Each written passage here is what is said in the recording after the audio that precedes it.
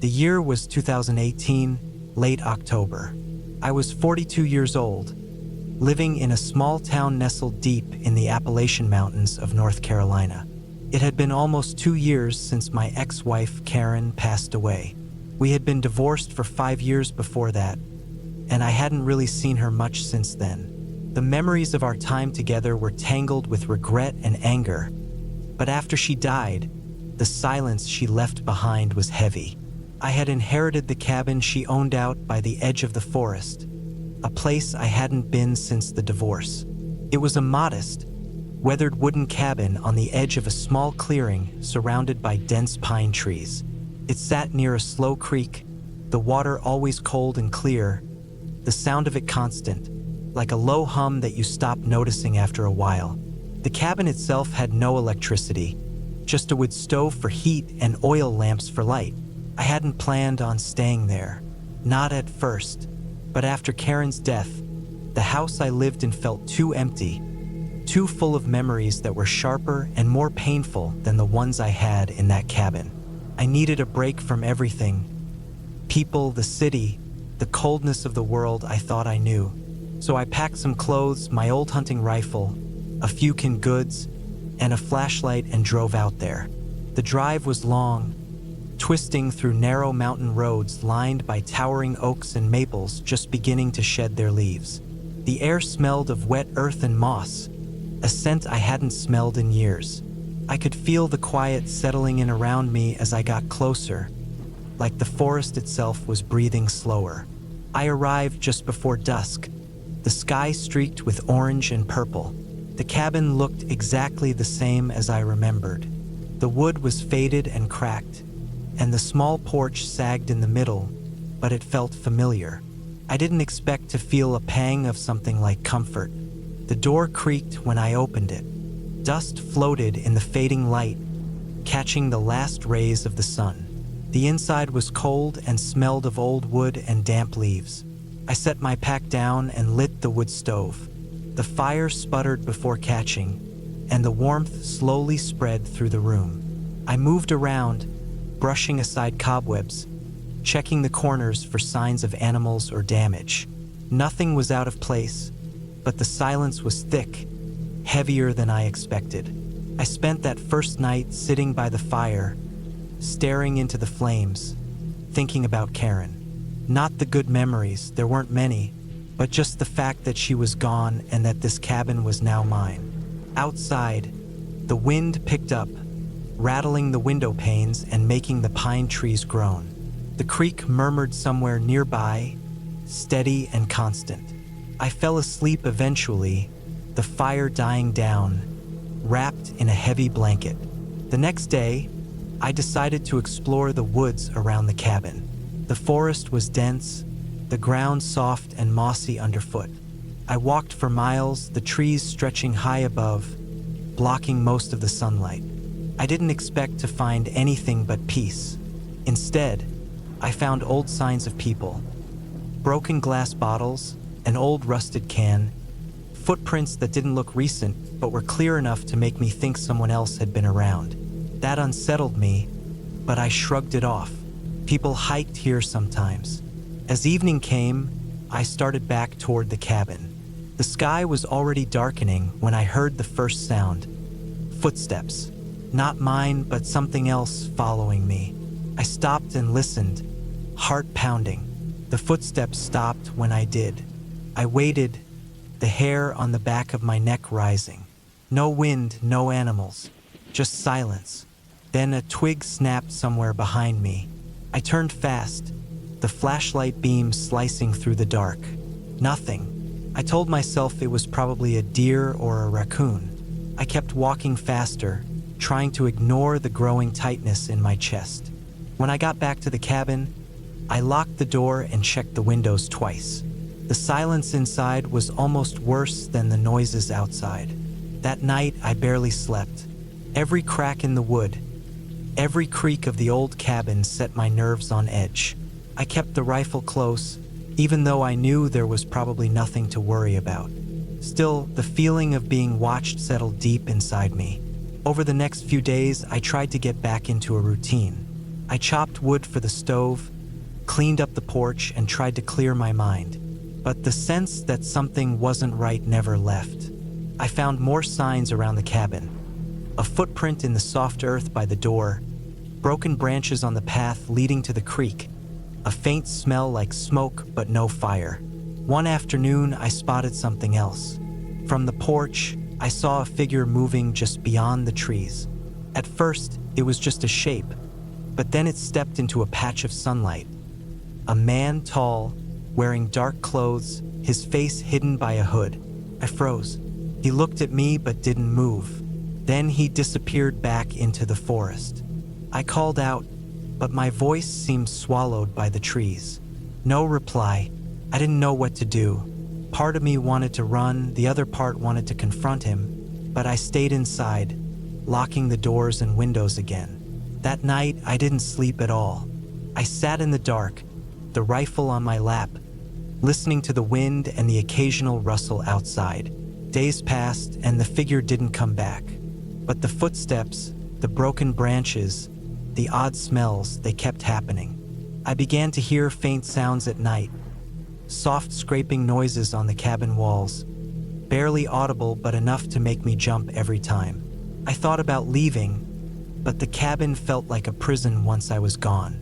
I couldn't go back to the city yet, not after what happened with Karen.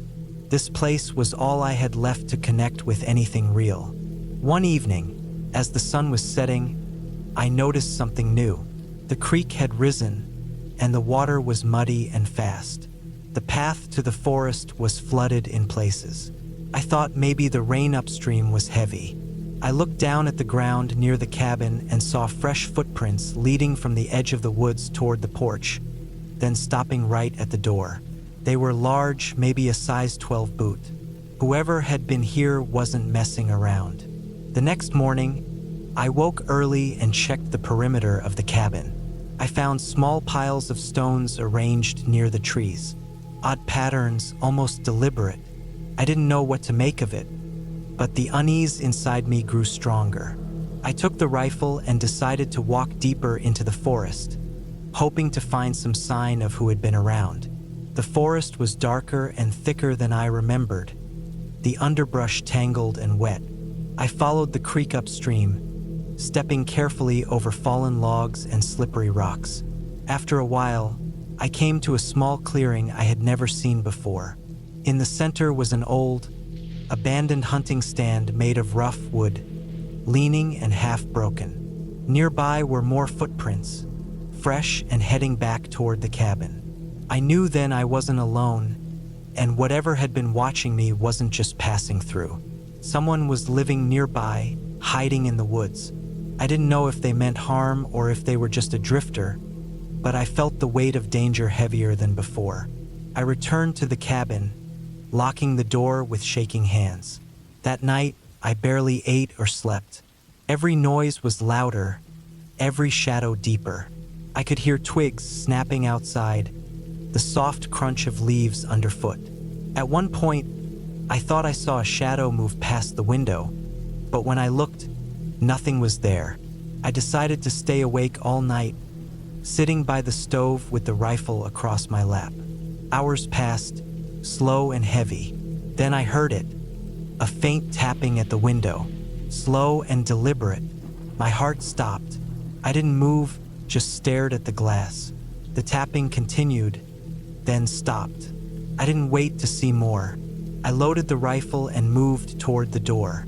Outside, the forest was silent, the night thick with fog rolling in from the creek. I shone the flashlight around but saw nothing.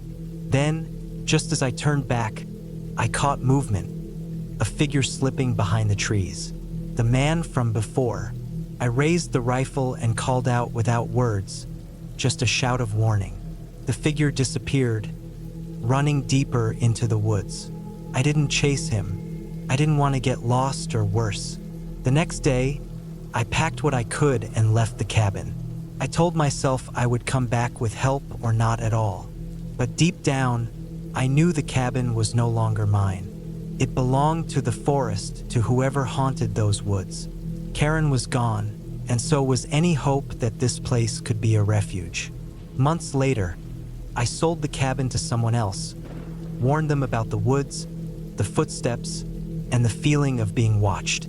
I don't know if they stayed or left, but for me, the cabin is a closed chapter, a place where memories and shadows live together, and where I learned that some places are best left alone.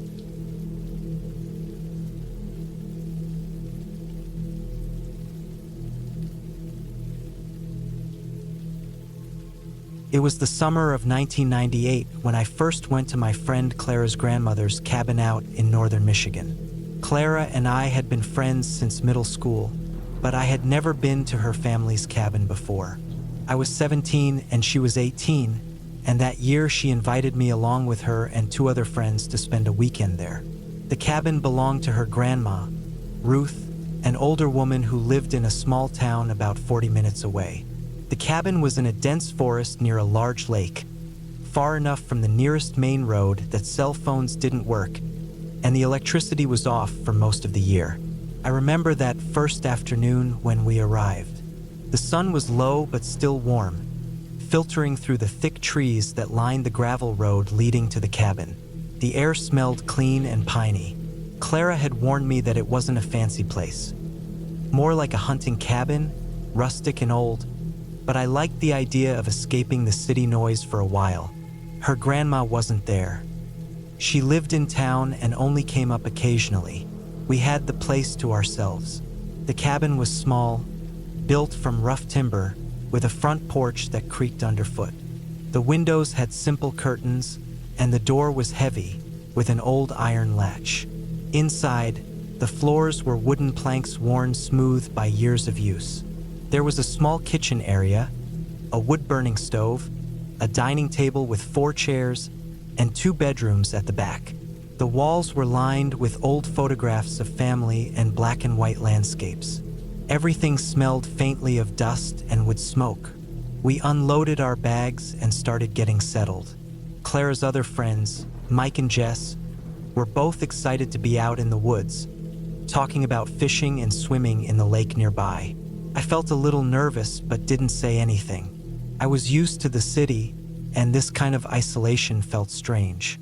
After unpacking, we decided to explore a bit. The forest around the cabin was thick, full of tall pines and hardwood trees. The ground was soft with moss and fallen leaves, and the only sounds were birds, the occasional rustle of small animals, and the far-off lap of lake water. We walked a short trail down to the water's edge, where a small dock extended into the lake. The water was clear, reflecting the cloudy sky. We skipped stones and made plans for fishing tomorrow. That night, after dinner, canned beans warmed over the stove and some bread we had brought. We sat on the porch with flashlights. The stars were bright and sharp in the dark sky, nothing like the blurry glow of the city. The quiet was deep. I noticed how every little sound, a snapping twig or the call of an owl, seemed louder in the silence. We talked about stupid things, made jokes to break the tension, but I kept feeling like I was being watched. I told myself it was just my imagination. Forests can play tricks on the mind. Shadows move strangely. The breeze can sound like whispers. The first night, I slept in the smaller bedroom. It was colder than I expected, and I left the window cracked a bit.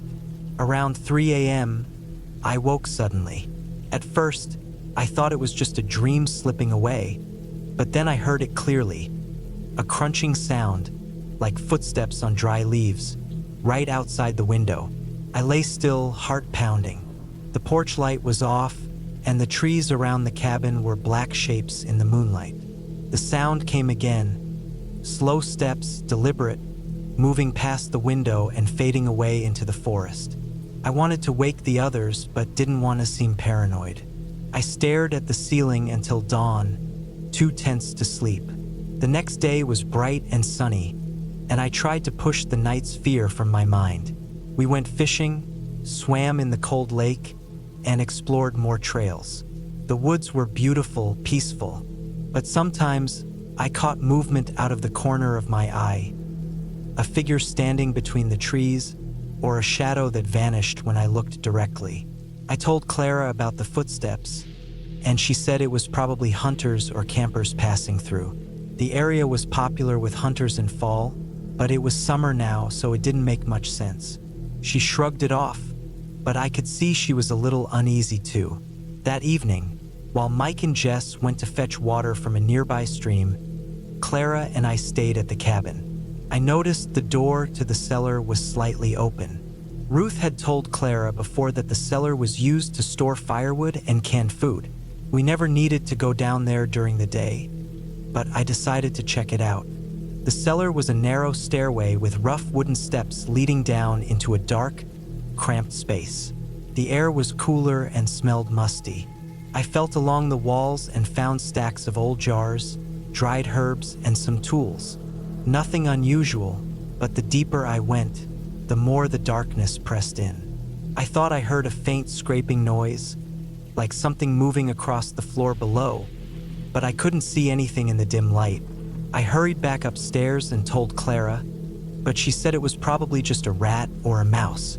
Still, the feeling stayed with me. That night, the footsteps came again, louder and closer. This time, I was ready.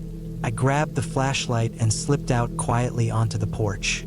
The air was still and cool, the sky clear. I scanned the tree-line, shining the beam into the shadows, but no one was there. The sounds stopped suddenly, like they vanished. I stayed out there for a while, feeling exposed in the dark. My mind ran through every possible explanation. Hunters, pranksters, even animals, but none quite fit. I checked the locks on the doors and windows, making sure everything was secure, then went back inside.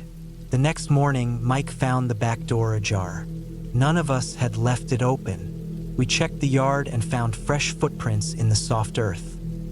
Large boots, definitely not animal tracks. The prints led to the tree line, then vanished. We all felt a shift then.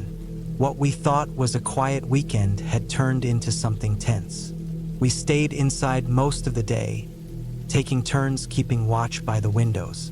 That afternoon, Clara decided to call her grandma in town to ask if anyone was supposed to be around the cabin. Ruth was surprised by the news and said she hadn't heard anything unusual. She promised to come up the next day. That night, we heard voices, low and muffled, like people whispering just outside the perimeter. No one dared to look out. I sat by the window, flashlight ready. The porch light flickered once, then went out. The cabin plunged into darkness except for the moonlight filtering through the curtains. Then came the banging on the walls. Heavy, solid knocks, one after another, as if someone was trying to break in. We scrambled for anything to defend ourselves. A heavy cast iron pan, a metal rod, kitchen knives. The banging stopped as suddenly as it started. Silence returned, thick and heavy. We held our breath, waiting. After a long minute, nothing more happened. When dawn finally broke, we went outside to check. The trees were undisturbed, no signs of anyone hiding. But the door had fresh scratches near the lock, and the porch steps showed more boot prints. Ruth arrived that morning, an older woman with strong hands and a sharp look. She listened carefully as we told her everything. Then she told us something that chilled me deeper than anything else. Years ago, she said, a man had lived in the woods nearby, a drifter who kept to himself but was known to be dangerous. After a woman in town disappeared under mysterious circumstances, the police suspected him. They searched the forest but never found conclusive evidence. The man was never caught, but the legend of him lingered, and locals warned against wandering too far into the woods alone. Ruth believed he might still be around, hiding in the shadows, watching the cabin. She told us she wanted to stay, but she also understood if we wanted to leave. We agreed to pack up and go back to town that day. As we gathered our things, I noticed the cellar door was wide open again. I glanced inside but saw nothing except the usual jars and tools. Still, the scraping noise came again, faint but real. We didn't stay to investigate further. Driving away from the cabin, The forest grew smaller in the rearview mirror, but the feeling of being watched stayed with me for weeks after. Looking back, the experience taught me that sometimes fear isn't about monsters or ghosts. It's about real people, real dangers, and the way the unknown can fill your mind with suspicion and dread. The woods were beautiful and peaceful most of the time, but when you know someone might be hiding in them, waiting, everything changes. That cabin by the lake is still there, empty and silent now. Clara's grandma sold it a few years later. I never went back, and I doubt I ever will. The memory stays with me.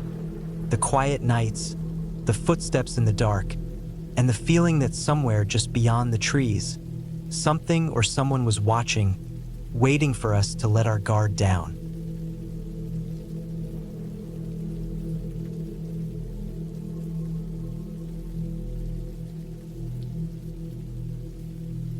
I didn't plan to stay long at the cabin. That's what I told myself as I drove down the narrow dirt road lined with thick pines and moss-covered rocks. Just a night or two, maybe 3 at most. I needed a break from city life, from the noise, the crowds, and the constant hum of responsibility that never seemed to pause. The small town of Stowe had always felt distant and peaceful whenever I visited, but this time, I wanted something quieter, something more isolated.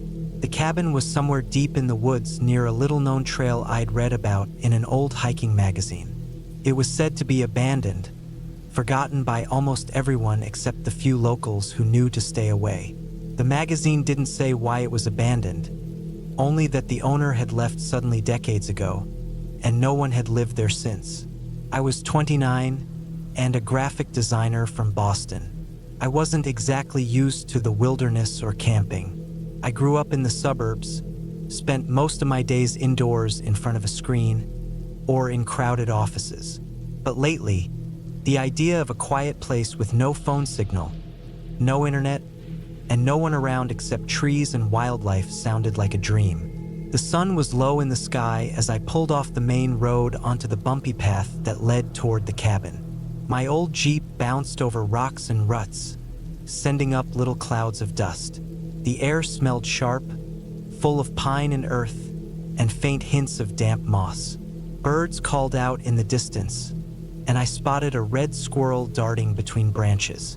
I parked the Jeep near a large fallen tree and grabbed my backpack, which held food, a flashlight, some water, and a small first aid kit. I didn't bring much, just enough for a couple of days. I walked the last half-mile along the narrow path, surrounded by towering pines whose trunks were thick with rough bark, their needles filtering the orange light from the setting sun. The air was cool, even though it was late May. At some points, the path was overgrown with bushes and wildflowers, but I pushed through, eager to find the cabin. Then I saw it, a small, weathered wooden structure sitting quietly at the edge of a clearing. The cabin was plain but sturdy, made from rough logs darkened by years of rain and snow. Its windows were boarded up, and the roof sagged slightly with a few shingles missing. A thin layer of moss covered parts of the walls, and wild ivy had climbed halfway up the front porch posts. I stood still for a moment, staring at the cabin. There was no sign of anyone nearby, no smoke from a chimney, no footprints in the dirt, just silence. It felt almost like stepping back in time, a place forgotten by the world. The door was closed, but the wood looked rotten in places. I pushed gently, and it gave way with a low creak. The hinges protested, sounding like dry bones. I pulled the door open and stepped inside. The air inside was cold and stale, thick with dust and the smell of old wood. Shafts of fading daylight filtered through cracks and holes in the boarded windows, casting long, jagged shadows across the floor. The cabin was empty, no furniture, no signs of recent life. Just bare wooden walls and a dirt floor covered in fallen leaves and bits of broken glass. I ran my fingers along the rough surface of the walls. The wood was splintered in places, but sturdy. I noticed old nails sticking out here and there, and what looked like faint scorch marks near one corner. probably from a small fire long ago. The cabin had a single room, maybe 15 feet square, with a small stone fireplace built into one wall. The hearth was blackened with soot, but cold and unused. There was a rusted metal grate nearby, half buried in dirt and leaves. I explored carefully, flashlight in hand. On the floor near the fireplace, I found an old, rusted canteen, half crushed and covered in dirt. A faded cloth bag lay next to it, empty and torn. In a corner, broken pieces of what must have been a wooden chair were scattered. The silence inside was almost complete. My footsteps echoed too loudly in the small space. Outside, the wind rustled through the pine needles, a soft whisper that felt both calming and eerie. I decided to set up a small camp near the fireplace. I cleared away the dirt and leaves as best I could, then laid down a tarp I'd brought and unpacked my sleeping bag. It wasn't the most comfortable spot, but it was sheltered and dry. As night began to fall, the forest outside grew darker, shadows deepening beneath the tall trees. I lit a small lantern I'd brought, the soft glow filling the cabin with warm light. I ate some of the food I had, trail mix, dried fruit, and a granola bar, and drank water from my bottle. The quiet was almost overwhelming. No sounds of traffic, no voices, no music, just the occasional creak of branches, the distant hoot of an owl, and the faint rustle of leaves. I tried to relax, but a feeling of unease settled over me. Something about the cabin felt off. Not because of ghosts or spirits, there was nothing like that, but something deeper, something tied to being completely alone in a place forgotten. I thought about the person who had lived here long ago. Why had they left so suddenly? What had they left behind? The more I thought about it, the more the silence seemed to grow heavier. After a while, I decided to explore around the clearing. Maybe if I found something, a clue or a piece of history, it would ease my mind. I stepped outside, the cool night air brushing my face, stars beginning to peek through the pine branches. The clearing was small, maybe an acre or so, surrounded by thick forest on all sides. The ground was uneven, covered in pine needles, ferns, and moss. Near the back of the clearing, I spotted a shallow well covered with a rusty metal grate. I knelt down and shone my flashlight inside. It looked deep, but dry, just a dark hole lined with crumbling stones. Nearby, half buried in the dirt, I found fragments of broken glass bottles and an old, rusted tin can.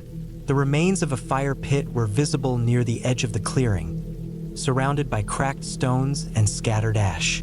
As I walked back toward the cabin, I heard a faint snapping sound behind me, like a twig breaking. I stopped and held my breath. The woods were still. I told myself it was probably just a deer or some small animal moving through the brush. The wind might have shifted, causing branches to sway, but I couldn't shake the feeling that something was watching me. I glanced over my shoulder, but saw nothing except dark trees and shadows. Back inside, I locked the door as best I could with a broken piece of wood wedged into the frame. I didn't want to admit it, but I felt vulnerable here, exposed. That night, I woke several times.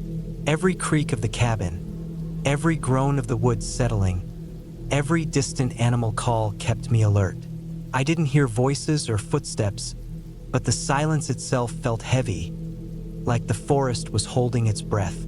At one point, I thought I heard a faint tapping sound against the window boards. I sat up quickly, heart pounding. I shone my flashlight toward the noise. Nothing. Maybe a bird or the wind again. The next morning, sunlight spilled weakly through the gaps in the boarded windows. I stretched and tried to shake off the restless night. The cabin felt less oppressive in daylight, but still strange. I decided to pack up and head back, feeling that I'd had enough of the isolation for now. As I gathered my things, I noticed faint footprints outside the cabin's door in the soft dirt. Small, narrow prints, probably from a person. That made my skin crawl. I hadn't seen anyone the day before or during the night, and I was careful to avoid the main trail. Who else had been here? I checked my watch. I had been at the cabin less than 24 hours. The footprints didn't look fresh but recent, maybe from last night or very early morning. I locked the cabin door, making sure it was secure as best I could, then stepped outside. The forest was quiet again, still and unmoving except for the occasional bird call. I walked toward the jeep, eyes scanning the woods nervously. The feeling of being watched was back, stronger. Just as I reached the jeep, I saw movement among the trees, a figure slipping behind a large pine trunk. I froze. The figure was too far to see clearly, but definitely human. I considered calling out, but thought better of it. No point announcing my presence to whoever was there. I jumped in the jeep, locked the doors, and started the engine. The figure didn't come closer, and soon disappeared back into the woods. As I drove back down the bumpy road, my hands gripped the steering wheel tightly. The sun was higher now, but I felt shaken. Later, back in town, I asked around quietly about the cabin. The locals were reluctant to talk. One old man finally told me that decades ago, a man named Henry lived there alone. Henry was a logger and trapper who fell on hard times. He was known to be a bit strange and kept to himself. One winter, he disappeared without a trace, leaving everything behind.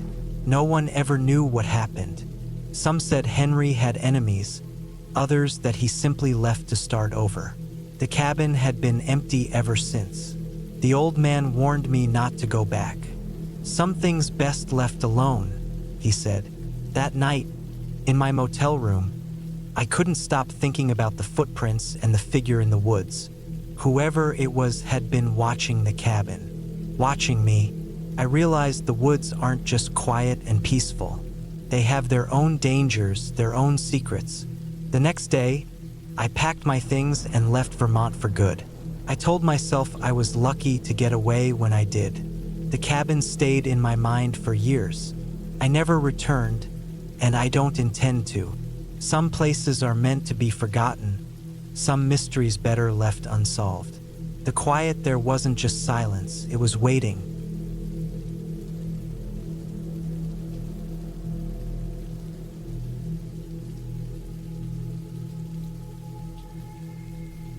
My name is Tom Sanders. I'm 32 years old. I've been a park ranger for almost 7 years now, working in the northern part of Montana, near the Bob Marshall Wilderness. The summer of 1998 was shaping up to be just another busy season.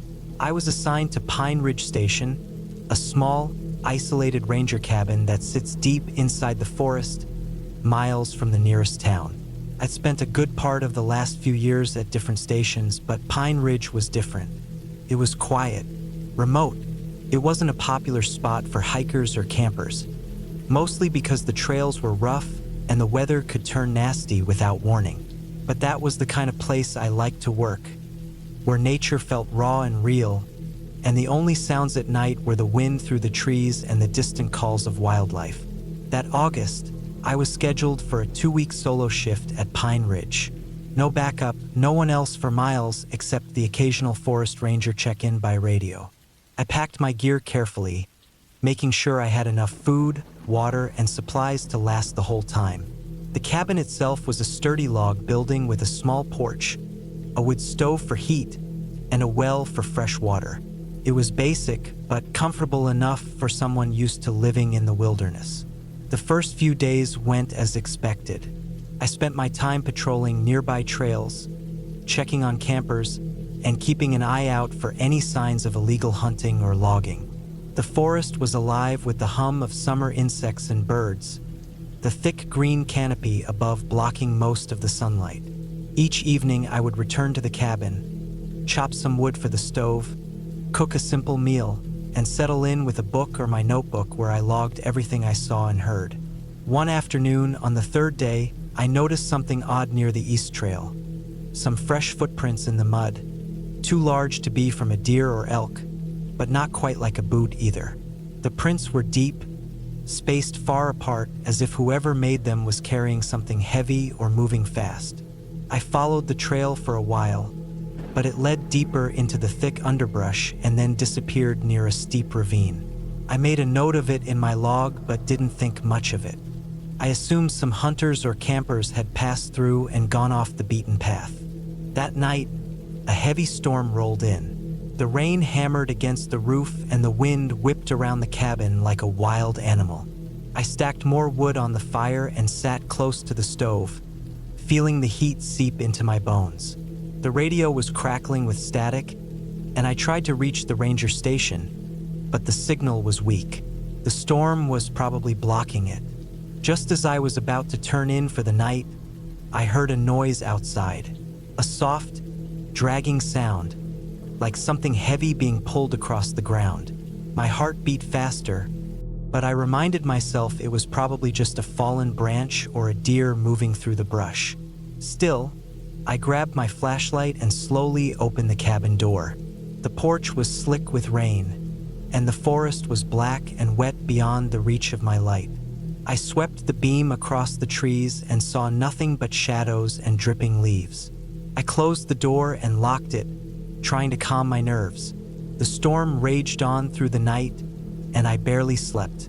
In the morning, I stepped outside and found something I didn't expect: a large set of footprints circling the cabin.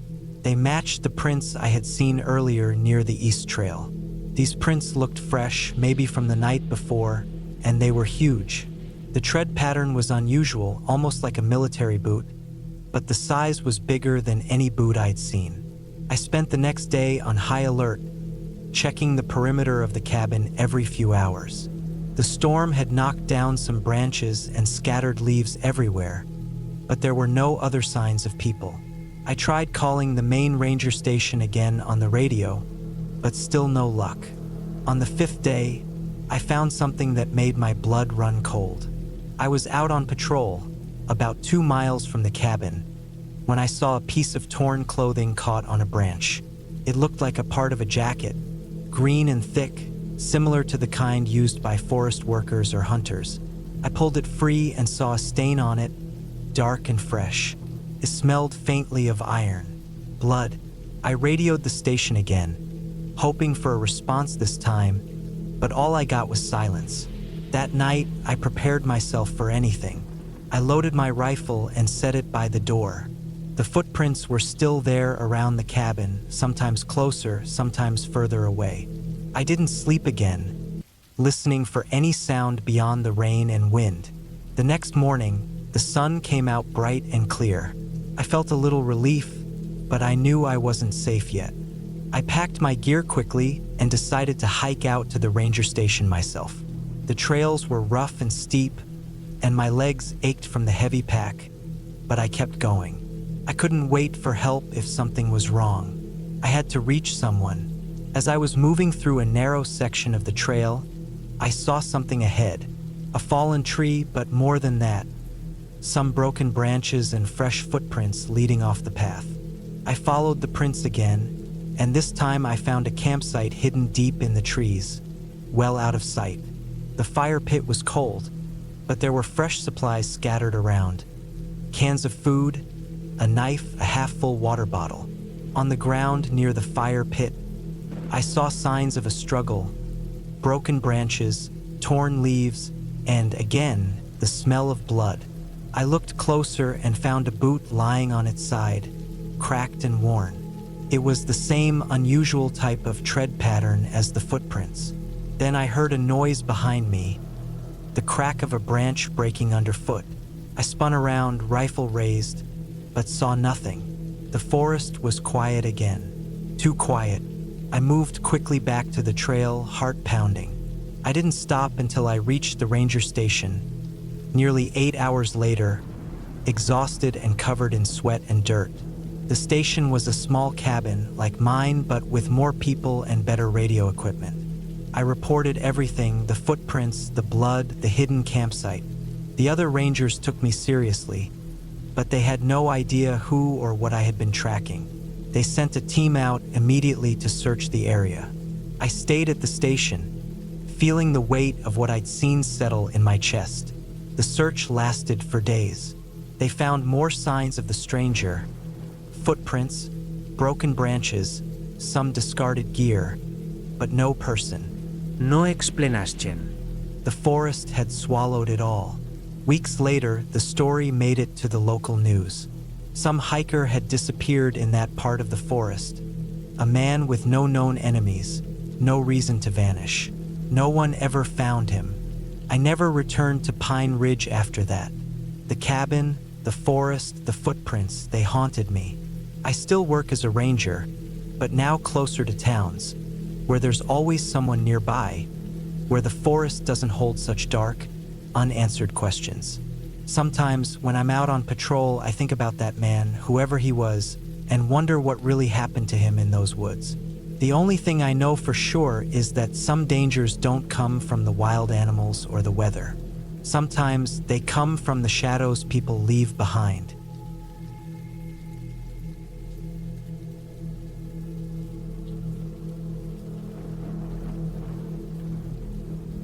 I've always found something peaceful about being out in the woods. The quiet, the fresh air, the way the trees seem to watch you without a sound.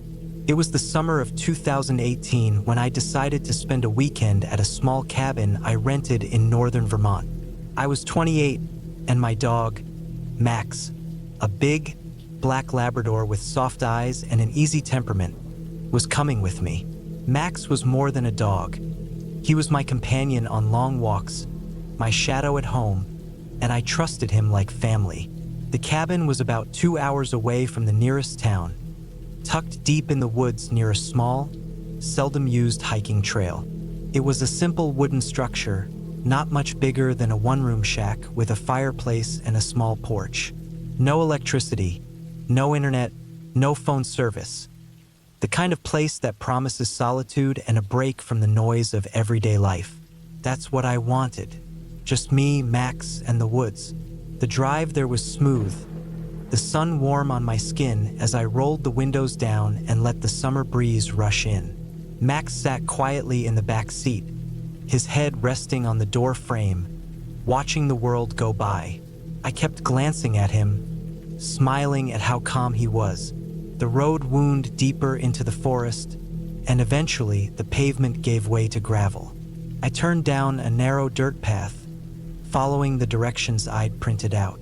The trees closed in on both sides, tall pines and maples forming a green wall, filtering the sunlight to dapples on the ground. When I arrived at the cabin, I parked near the small clearing, grabbed my bags, and clipped Max's leash on. The air smelled like pine needles and earth. I unlocked the creaky door, and inside, the cabin smelled like old wood and a faint trace of smoke from someone's last fire. The floor was covered in dust, and the furniture was simple. A small wooden table, 2 chairs, a bed pushed against the far wall, and a metal stove. I set my bags down and started unpacking. Max padded around, sniffing everything, his tail wagging softly. I let him out into the yard to stretch, watching him chase a few flies and roll in the dirt. The sun was still high, so I decided to take a short walk down the trail before the light faded. The trail was narrow and wild, overgrown in places with thick bushes and fallen branches. Max was alert, his nose close to the ground as he moved ahead. We walked for about an hour, the woods growing thicker, the sounds of birds and insects filling the air.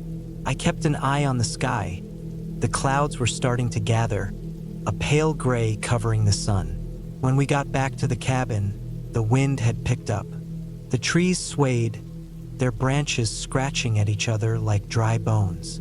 I started a fire in the stove, the warm orange glow filling the cabin as the day turned to dusk. Max lay close to the fire, his eyes half closed but still alert. As night fell, the wind grew stronger. The trees outside groaned, and leaves scraped against the windows. I closed the curtains and made sure the door was locked. The isolation that had felt peaceful during the day suddenly became a weight pressing in around me. I could hear the faint sounds of animals moving in the dark, the rustle of leaves, the snap of a twig. I tried to read, but my eyes kept drifting to the window, to the shadows moving beyond the glass. Max's ears twitched at every sound, and I felt my own heartbeat quicken. The fire flickered, casting long shadows across the walls. Then, around midnight, something changed. I was sitting on the edge of the bed, petting Max's head, when I heard a soft thump outside. It was faint but different from the usual noises, deliberate, almost cautious.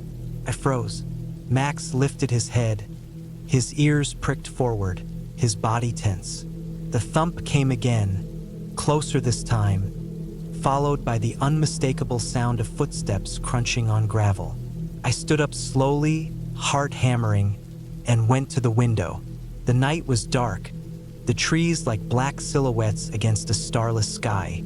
I couldn't see much at first, but then I noticed a figure moving just beyond the edge of the clearing. It was a man, tall and thin, wearing a dark jacket and a hood pulled low over his face. He was walking slowly, like he was looking for something or someone. My breath caught in my throat. I stepped back from the window, and Max growled low in his throat. The sound was sharp and serious. I felt a surge of protectiveness. Max was my guard, and right now he knew something was wrong. The footsteps moved closer. I grabbed my phone, but there was no signal. I tried the cabin's old landline, dead. No way to call for help. The man paused near the cabin, just outside the reach of the porch light. He looked around slowly, his movements careful. I could barely make out his face. Pale, with a hard jaw, and eyes that seemed to flick over everything, taking it in. My mind raced. Why was he here? What did he want? I thought about grabbing the small hunting knife I kept in the kitchen drawer, but my hands shook too much. Max stood up suddenly, barking fiercely, his body rigid. The man jumped, looked straight at the cabin, and then took a step back. He crouched down as if to hide behind a tree, but he stayed within sight. I grabbed a heavy flashlight and moved quietly to the door. Max stayed by my side, growling. I clicked the flashlight on and shone it toward the man. He flinched, then slowly stood up. Without a word, he started walking away, back into the dark woods. I watched until I couldn't see him anymore. The rest of the night, I stayed awake with Max close to me, listening to every sound, waiting for another sign of him. But nothing came. The next morning, I found broken branches near the edge of the clearing, signs that someone had been moving through the woods carefully, trying not to be seen. I packed up quickly and left the cabin, my hands still shaking. Max stayed close, alert, watching the woods as we drove away. I never found out who that man was or why he was there, but that night changed how I saw the woods, not just as peaceful and quiet, but as a place where danger could be hiding, waiting in the dark.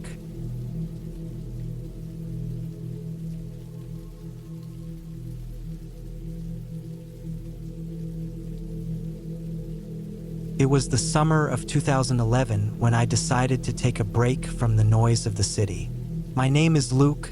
I was 29 at the time, and I had been working as a graphic designer in Chicago for almost 5 years. The daily grind had worn me down. Long hours staring at screens, crowded streets, and the constant hum of traffic made me feel trapped. I wanted to get away just for a week, somewhere quiet, somewhere I could be alone and breathe.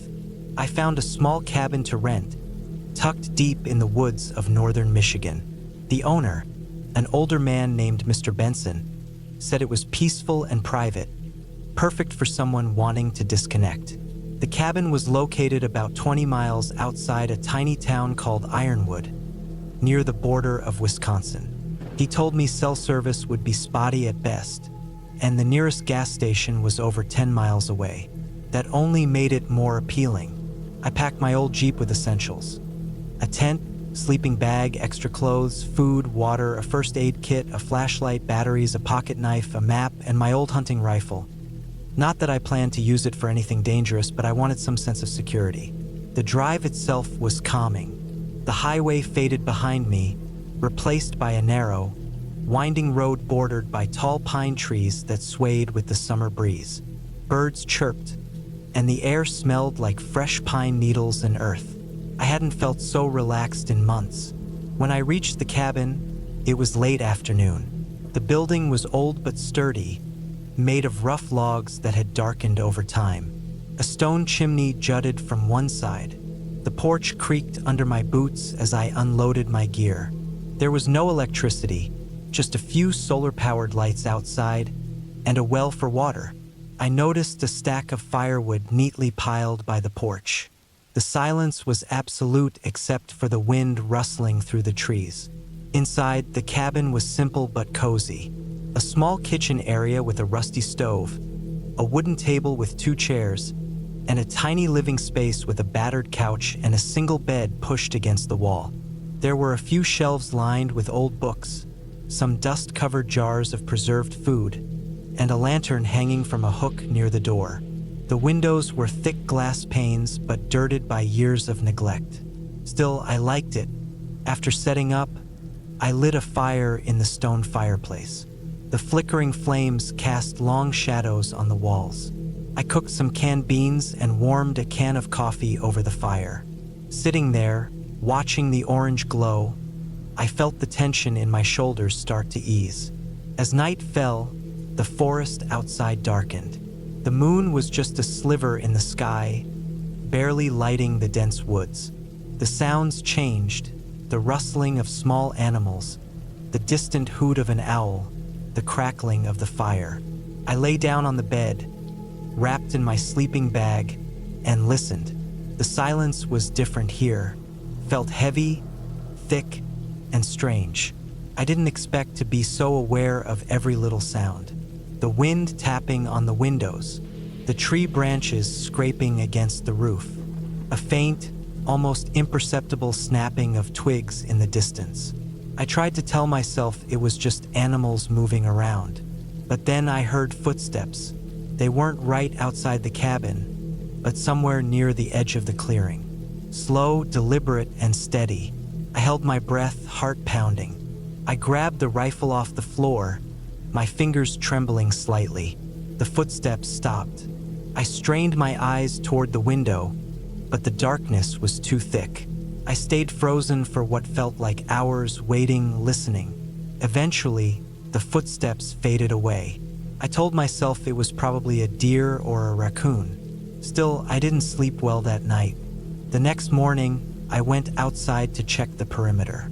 The ground was soft from a recent rain. I saw some broken branches and deep footprints. Definitely human, not animal. The prints were large, maybe a man's boots. They led toward the woods and then stopped near a fallen tree about 50 feet from the cabin. There was no other sign, no trash, no belongings left behind. I felt uneasy but pushed the feeling down. Maybe a hunter or someone who passed by earlier. That day, I decided to explore a little. I packed a backpack with water, snacks, the rifle, and a flashlight. The forest was thick, and the pine trees blocked much of the sunlight. The air was cooler here, and the ground was covered in dry leaves and needles. I walked for a couple of hours, following animal trails and small creeks. I tried to enjoy the peace, but something didn't feel right. Every now and then, I caught glimpses of movement between the trees, shadows shifting too fast to be animals. At one point, I thought I saw a man standing very still behind a tree, watching me. When I blinked, he was gone. I hurried back to the cabin, heart racing. Over the next 2 days, the strange feeling only grew stronger. I noticed more signs around the cabin. A broken branch leaning against the porch, footprints in the mud close to the door, and once, I found a small pile of stones stacked oddly near the well. Nothing that seemed dangerous, but enough to make me feel watched. I avoided going out after dark. The forest felt different then, darker and more threatening. The howls of distant animals were louder.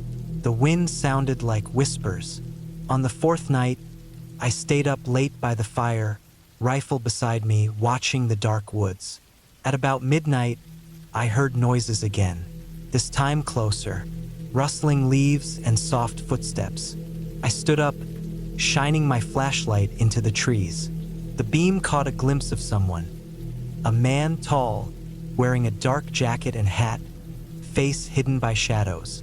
He was just watching me from the edge of the clearing. My hands shook, but I kept my voice silent. I raised the rifle slowly, pointed it toward him. The man didn't move. After what seemed like forever, he turned and disappeared into the trees. I locked every door and window I could find and stayed awake the rest of the night, clutching the rifle. The next morning, I packed my things quickly. I wasn't going to stay another night. The quiet cabin I had looked forward to now felt like a trap. I called Mr. Benson from the nearest gas station, about 12 miles away. I told him what happened, and he wasn't surprised. He admitted that some locals sometimes wandered the woods, sometimes hunting, sometimes just passing through, but he said it was rare for them to come so close. Still, I felt uneasy about the whole trip. The cabin wasn't safe in the way I had hoped. The wilderness wasn't just peaceful, it was wild and unpredictable, full of people who didn't want visitors. I left Ironwood by late afternoon, watching the pine trees fade behind me as I drove back toward Chicago. The tension in my chest slowly eased. I knew I wouldn't come back to that cabin or anywhere like it. When I got home, I felt grateful for the noise and chaos of the city. It wasn't perfect, but at least it was predictable. Sometimes, I still think about those nights in the cabin. The quiet broken by footsteps, the man in the dark woods, the feeling of being watched. But I know I was lucky to get away when I did.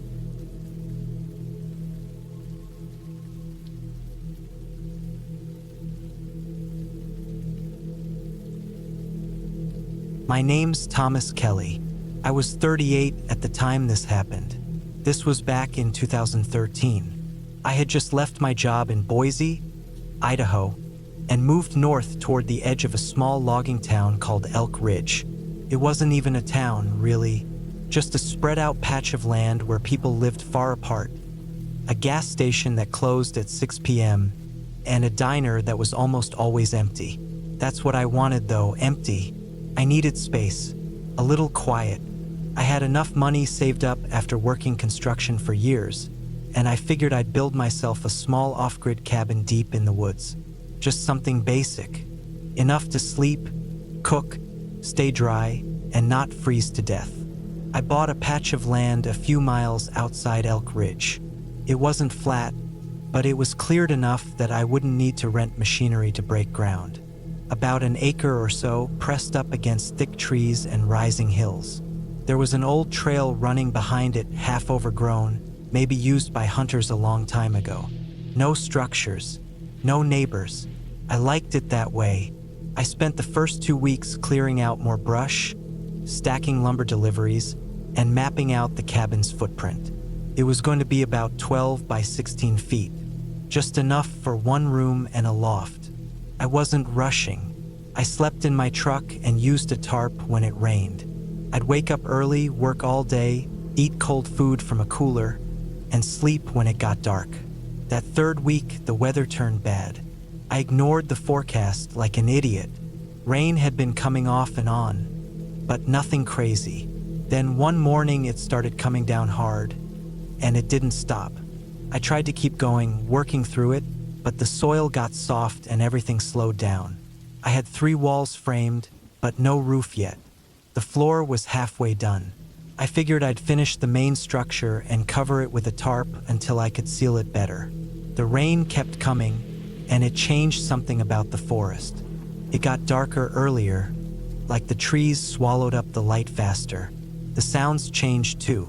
The dripping water masked everything else. I couldn't hear anything beyond 20 feet. No wind, no birds, just that steady, endless tap of rain on wet leaves. By the end of the 4th day of rain, I was soaked through. My boots squelched when I walked. Everything smelled like mold and pine needles. My hands were raw, especially around the nails, from working wet wood. Still, I kept going. I didn't want to leave and risk losing progress. It was stupid in hindsight. That night, I decided to sleep inside the cabin frame for the first time, just to stay dry under the tarp. I nailed it down best I could across the open beams and laid out my sleeping pad on the subfloor. I was exhausted. I remember falling asleep listening to the sound of rain thudding against the plastic sheet above me. I woke up maybe an hour later. The tarp was flapping hard. The wind had picked up. Water had pooled in the low spots of the plastic and started dripping in. I sat up and noticed the darkness felt thick. Not just night dark, but heavy. I had one flashlight, a small LED one, and I switched it on. That's when I heard something outside. First, I thought it was just the wind again. But then it came again, footsteps. Not animal noises. Slow, human footsteps moving around the outside of the cabin frame. I froze. The beam of the flashlight wobbled in my hand as I pointed it toward the gaps in the wall framing. Nothing. But then again, crunch, crack. Wet leaves and twigs. Someone walking just outside the open walls. I crouched low and killed the light.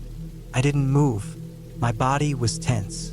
I listened harder than I ever had. The rain thudded overhead, but underneath it, I still heard it. Slow steps circling the frame. I told myself maybe it was a deer or an elk, but the steps were too even. They didn't scurry or shift directions. They were pacing, deliberate, human. Then, after maybe 5 minutes, it stopped. No steps, just rain. I waited longer, maybe 10 more minutes. My thighs were shaking from the crouch. I finally switched the light back on and scanned around. Nothing. I didn't hear anything else the rest of the night. I didn't sleep either. The next morning, I walked a wide circle around the cabin. No prints, but the ground was so muddy I expected to find some. That worried me even more. Whoever was out there had either stepped carefully or hadn't been close enough to the mud. Or maybe I imagined it. I worked all that day without thinking too much about it. I just told myself to get the roof on. The tarp wasn't cutting it. I needed real shelter. The faster I worked, the faster I could lock the place up. But that night, again, I heard the steps.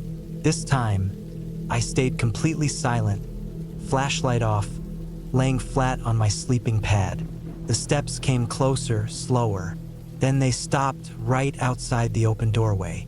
No frame, no door yet, just a rectangle in the front wall.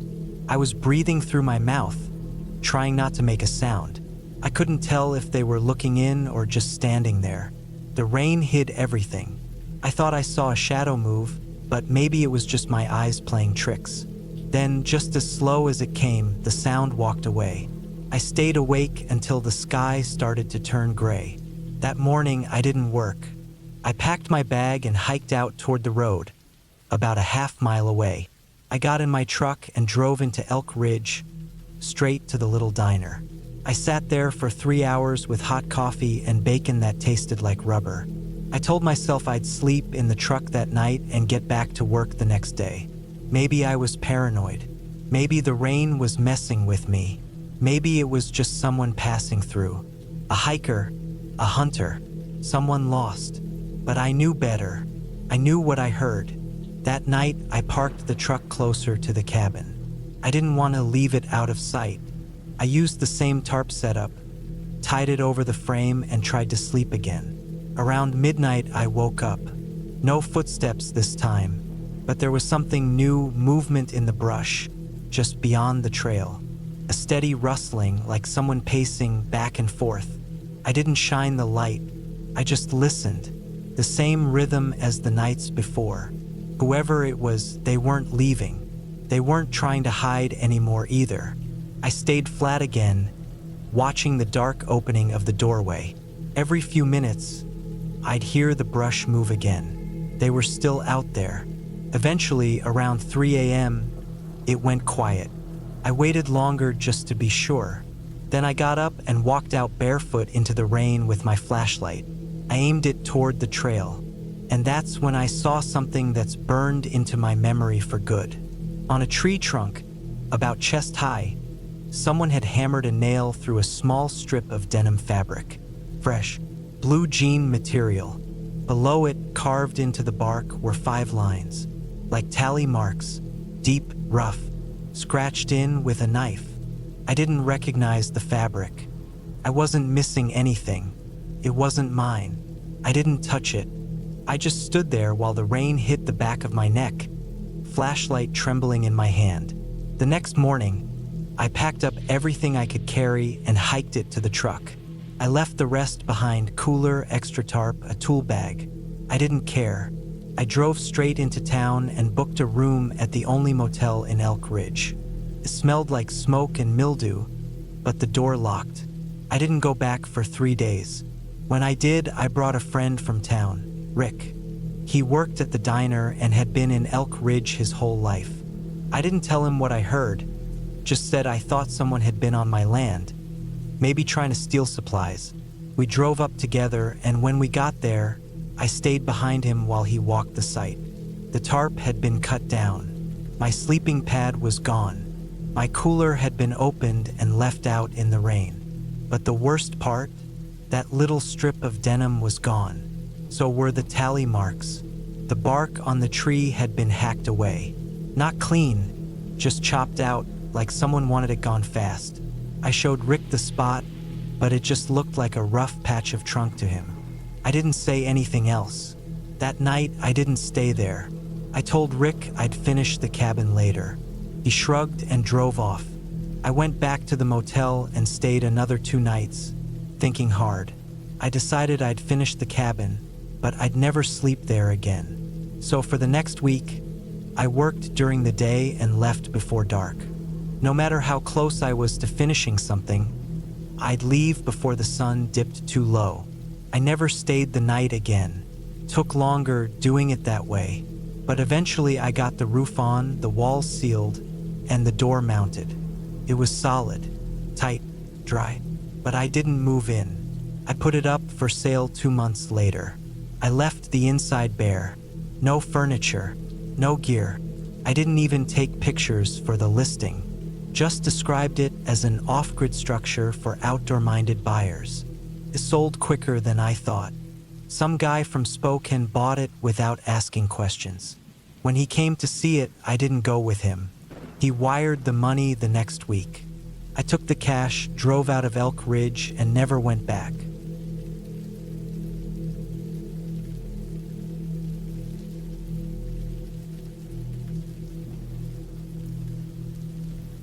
It was October 2016, a year after I quit my job in Denver and moved up to northern Montana. I was 31 then, just trying to get my head straight. Too many things had piled up. City stress, family stuff, a breakup that didn't end right. I had a friend from college, Eric, who'd inherited a small, broken-down cabin near Seeley Lake. He hadn't touched the place in years and told me I could stay in it as long as I wanted if I was willing to fix it up a bit. I took him up on it. The cabin was about a mile from the nearest dirt road, and that road itself was 5 miles from any paved one. It sat near the tree line where thick pines wrapped around both sides, leaving just enough room behind it to see part of a ridge. It didn't have electricity, running water, or cell service, but it had a wood stove, a roof that only half leaked, and 4 walls that still kept out most of the cold. I had a water jug, propane burners, and a cot I brought up from the back of my truck. For that month, I was fine being alone. The mornings were cold, and the nights were colder. By mid-October, I had to wake up twice a night just to feed the fire. I spent my days cutting wood, clearing out dead branches, and walking the trails near the creek. The air smelled like pine needles and dry soil. Sometimes I'd hear animals in the brush, mostly deer or squirrels. Coyotes at night. Nothing ever bothered me. It was quiet. Then something changed on a Sunday. I remember it because I always made coffee on Sunday mornings, a habit I couldn't shake. I was outside on a rock, sipping from a tin cup, watching steam curl off it when I noticed a shape on the ridge. It was far off, maybe 300 yards, barely more than a black spot between 2 trees. It wasn't moving. I figured it was a stump or a boulder I hadn't noticed before, but something about it kept catching my eye. After 10 minutes, it was still there, unmoving. I stood and shaded my eyes. I still couldn't tell what it was. That's when I got the first real chill, the kind that didn't come from the air.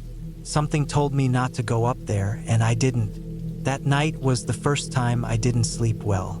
The wind picked up after sunset. The cabin creaked more than usual, and the trees outside made a constant whispering sound. I woke up just past 2 a.m., not from the cold or the wind, but from silence. The wind had stopped completely. No creaks, no crackling fire, no outside noises at all. That's what woke me. I sat up in the dark, listening. I heard crunching. It was slow. One step every couple of seconds.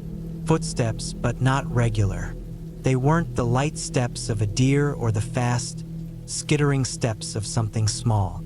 These were paced and deliberate, circling the cabin once, stopping, then circling again. The fire was low, just embers, but I didn't move to feed it. I just sat there, heart pounding. Eventually, the sounds faded. I didn't sleep after that. The next morning, I checked around the cabin. No prints. The ground was hard and dry, so it wasn't surprising. But I felt watched. I spent the day splitting more wood, stacking it close, keeping my ears open. I brought my axe inside that night. 2 nights later, it got worse. I was outside bringing in kindling just after dusk. The sun had dropped below the ridge, but there was still light. I had my back to the trees when I heard something between a cough and a bark. It wasn't far off, maybe 50 feet behind the treeline. I turned fast, axe in hand. There was nothing, no movement, no sound. I waited a full 5 minutes before walking backward toward the cabin, never turning my back. That night, I didn't light the fire. I didn't want anything knowing I was inside. I stayed curled up in my sleeping bag with the axe beside me, listening. Just past midnight, I heard something again. A scraping sound like nails on wood. Then the sound of something pressing against the far wall. Not pounding. Obidza. It circled slowly, brushing or bumping against the walls like it was feeling its way around. At one point, I swear I heard a breath, like someone exhaling just outside the wall. Then silence. I barely moved. I didn't sleep. I didn't even blink for what felt like hours. In the morning, I went out to check. On the rear wall, just under the window, I found a smear. Not blood, not dirt. Something gray and greasy, like thick ash rubbed into the wood. It had fingerprints in it. Long ones. Too long. That day, I hiked the mile back to my truck and drove into town. I bought more propane, a battery-powered lantern, and a trail cam. I didn't tell anyone anything. What could I even say? I didn't want to sound crazy. I got back that afternoon, set up the trail cam facing the ridge, and hung it on a tree with fresh batteries. That night, I kept the fire low and the axe close again. Around 3 a.m., I heard the crunching footsteps again. This time on the ridge, pacing. Just pacing. Then nothing. The trail cam had nothing the next day. Not even wildlife. It was like everything avoided that spot. By the end of the week, I was running on 3 hours of sleep a night. I kept seeing things. A shape here, a flash of movement there. One time I saw something standing just past the treeline right before dark. It wasn't an animal. It was upright, still, facing me. I stared at it for 30 seconds and blinked. It was gone. I packed up that night. Whatever was out there wasn't going to leave. I knew it. I loaded my things in the dark and waited until morning to hike out. I had everything on my back and carried the axe in hand. My nerves were shot. Every snap of a twig behind me made me spin around. Every gust of wind through the branches made me flinch. Halfway to the truck, I heard something behind me, fast and close. I didn't run. I turned around and saw nothing, but I kept hearing it, always just out of view, always behind the trees, like it knew the exact distance I couldn't see through. When I reached the truck, I didn't stop. I threw my gear in and drove without looking back. I didn't go back there again. I called Eric and told him I appreciated it, but I wouldn't be staying anymore. I didn't explain. He didn't ask. 2 weeks later, I got a package in the mail. No return address. Inside was the trail cam. It was scratched up like it had been dragged through gravel. The memory card was missing. I never found out who sent it.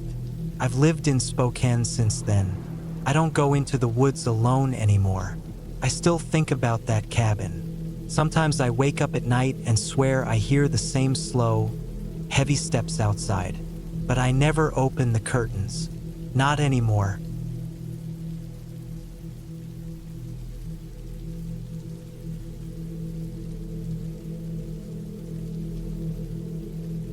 I was 34 when I took a break from everything and spent 2 weeks alone at a small, weathered farm cabin in central Nebraska.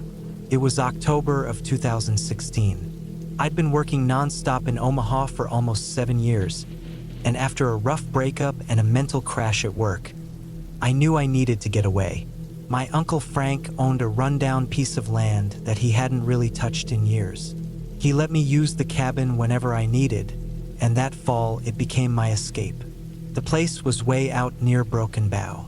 The drive from Omaha was about 4.5 hours, most of it through flat, empty land with barely any cell reception after Grand Island.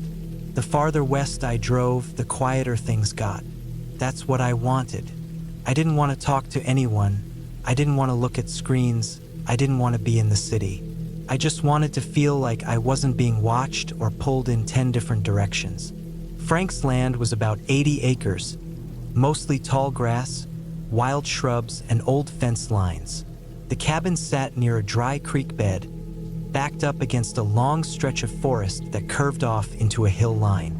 It had one small bedroom, a kitchen with a wood stove, a lean-to outside with chopped wood, and a pump for water.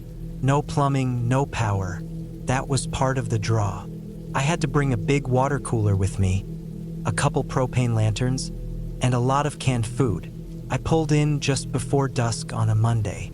The sun was low and orange, stretching long shadows over the land. The wind rolled in low waves through the grass. It was dead quiet except for the sound of the wind, the creak of the cabin roof, and the metal groan of the screen door when I stepped inside. It smelled like dust and old pine. I swept out some dead bugs and mouse droppings, lit one of the lanterns, and sat at the tiny table by the window. That night, I didn't do much. I heated up a can of chili on the little wood stove, rolled out my sleeping bag on the cot in the bedroom, and lay there listening to the wind shift and settle outside. I heard a few knocks on the walls, maybe acorns or sticks falling from the tree above, but I didn't care. That's how it was out there. The next few days were peaceful. I woke with the sun and walked the land every morning. I followed the old fence lines, checked for animal tracks near the creek bed, took pictures of deer trails. It was just cool enough that I could wear a jacket but still feel the heat of the sun in the afternoon. I spent the evenings reading or writing in a notebook by lantern light. I slept better than I had in months. By the fourth day, though, I noticed things that felt off. Not enough to panic me, but just enough. It started with footprints. They were faint but noticeable in the mud by the pump. They weren't mine. I always wore hiking boots, wide and with a deep tread. These prints were narrower, flatter, and looked like they belonged to someone wearing old sneakers or work shoes. At first, I figured maybe they were mine from the first night and I just stepped strangely. But when I looked closer, they seemed fresher. And they came from the woods. I brushed it off. Later that afternoon, I walked the fence line toward the east side of the property and saw a piece of barbed wire clipped and curled downward like it had been cut. There were strands of old blue cloth caught on it. Could have been from an animal, I thought. Maybe someone from a neighboring property had wandered too far and slipped through. Nebraska isn't exactly locked down when it comes to borders, but it kept building. That night, I woke up around 2:30 a.m. to a sound outside. It was the crunch of dry grass and twigs underfoot, like slow footsteps circling the cabin. I didn't move at first. I just lay there, still as I could be, listening. The steps came and went, sometimes closer to the wall, sometimes farther. Then they stopped. I sat up slowly and reached for the lantern. I didn't turn it on. I waited. My heartbeat thudded in my ears, and I suddenly felt wide awake, like I hadn't even been asleep. I stood up and pressed my ear to the wall. Nothing. No more footsteps. In the morning, I checked around the outside. No footprints. No marks. But one of the firewood logs had been moved. It had been sitting on top of the stack, and now it was leaning on the ground a few feet away. I hadn't done that. I didn't want to admit I was getting nervous. I chalked it up to animals. Maybe raccoons. Maybe a coyote sniffing around. But the next day, things got worse. I'd gone for a walk deep into the woods around noon. I usually marked my route with broken sticks or small stacked rocks so I wouldn't get turned around. That day, I went farther than usual. Looking for a dried-up hunting blind I remembered Frank mentioning years ago. I never found it. Instead, I found something else. It was a small circle of black stones, almost perfectly arranged, sitting under a tree where the pine needles had been cleared in a ring. In the center, there were broken bits of what looked like bone. Maybe animal bones, maybe not. Couldn't tell. They were small, brittle, yellow-white. Not fresh. Around the circle, there were 3 or 4 thin branches stabbed into the ground like stakes. I stared at it for a long time. My stomach turned. It didn't look like a natural thing. It didn't look like something kids would do either. There were no beer cans, no cigarette butts, no signs of fooling around. Just this cold, dry little ritual space in the middle of nowhere. I didn't touch anything. I turned and walked fast back the way I came, checking my landmarks with every step. It took me longer than usual to get back to the cabin. The woods felt different, heavier, like someone had their eyes on me. I stopped several times, spun around, looked behind trees, waited in silence. I never saw anything. That night I didn't sleep. I kept the lantern on low and stayed bundled in my sleeping bag with a hunting knife I'd packed tucked beside me. Around 3 a.m., I heard footsteps again. This time they didn't circle. They came straight up to the porch. The boards creaked. Then I heard nothing. No knock. No jiggling of the door. Just silence. Then something tapped the window. Just once. A single sharp tap. I stayed still for almost an hour. When the sun came up, I opened the door and stepped outside slowly. There were no footprints again. Nothing out of place except one thing. Tied to the doorknob was a thin strip of blue cloth, frayed at the edges. The same color as the bit I'd seen on the cut fence line. That was it for me. I packed as fast as I could, stuffing my sleeping bag, food, and notebook into the car. I was ready to leave when I realized I'd left my camera out in the woods near that circle of stones the day before.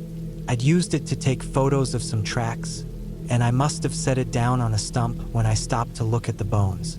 I don't know why, but I felt like I needed to get it back.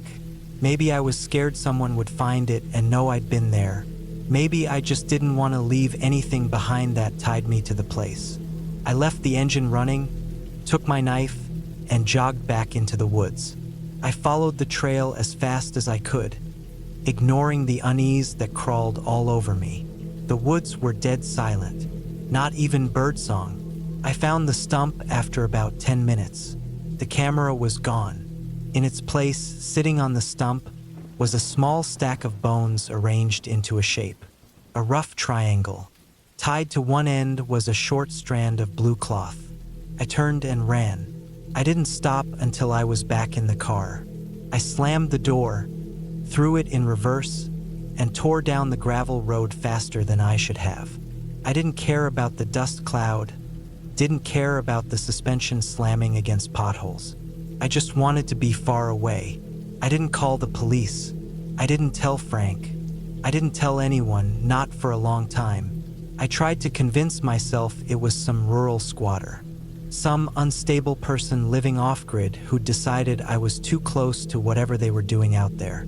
But it didn't matter.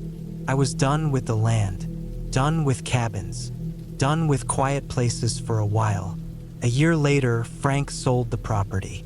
He said he had too many taxes and nobody in the family wanted it. I didn't tell him I was glad he did. What scared me the most wasn't what happened out there. It was what didn't happen. Whoever was out there didn't try to break in, didn't yell, didn't chase me. They didn't want to hurt me, not yet. They just wanted me to know they were close, that they saw me, that they watched everything, and that if I hadn't left when I did, maybe they would have done more than just leave things behind. That thought still keeps me up some nights, not because I think they followed me or that I'll see them again, but because I know they're still out there, quiet, waiting, and someone else might find that cabin someday. Someone else might stay longer. Someone else might not make it out.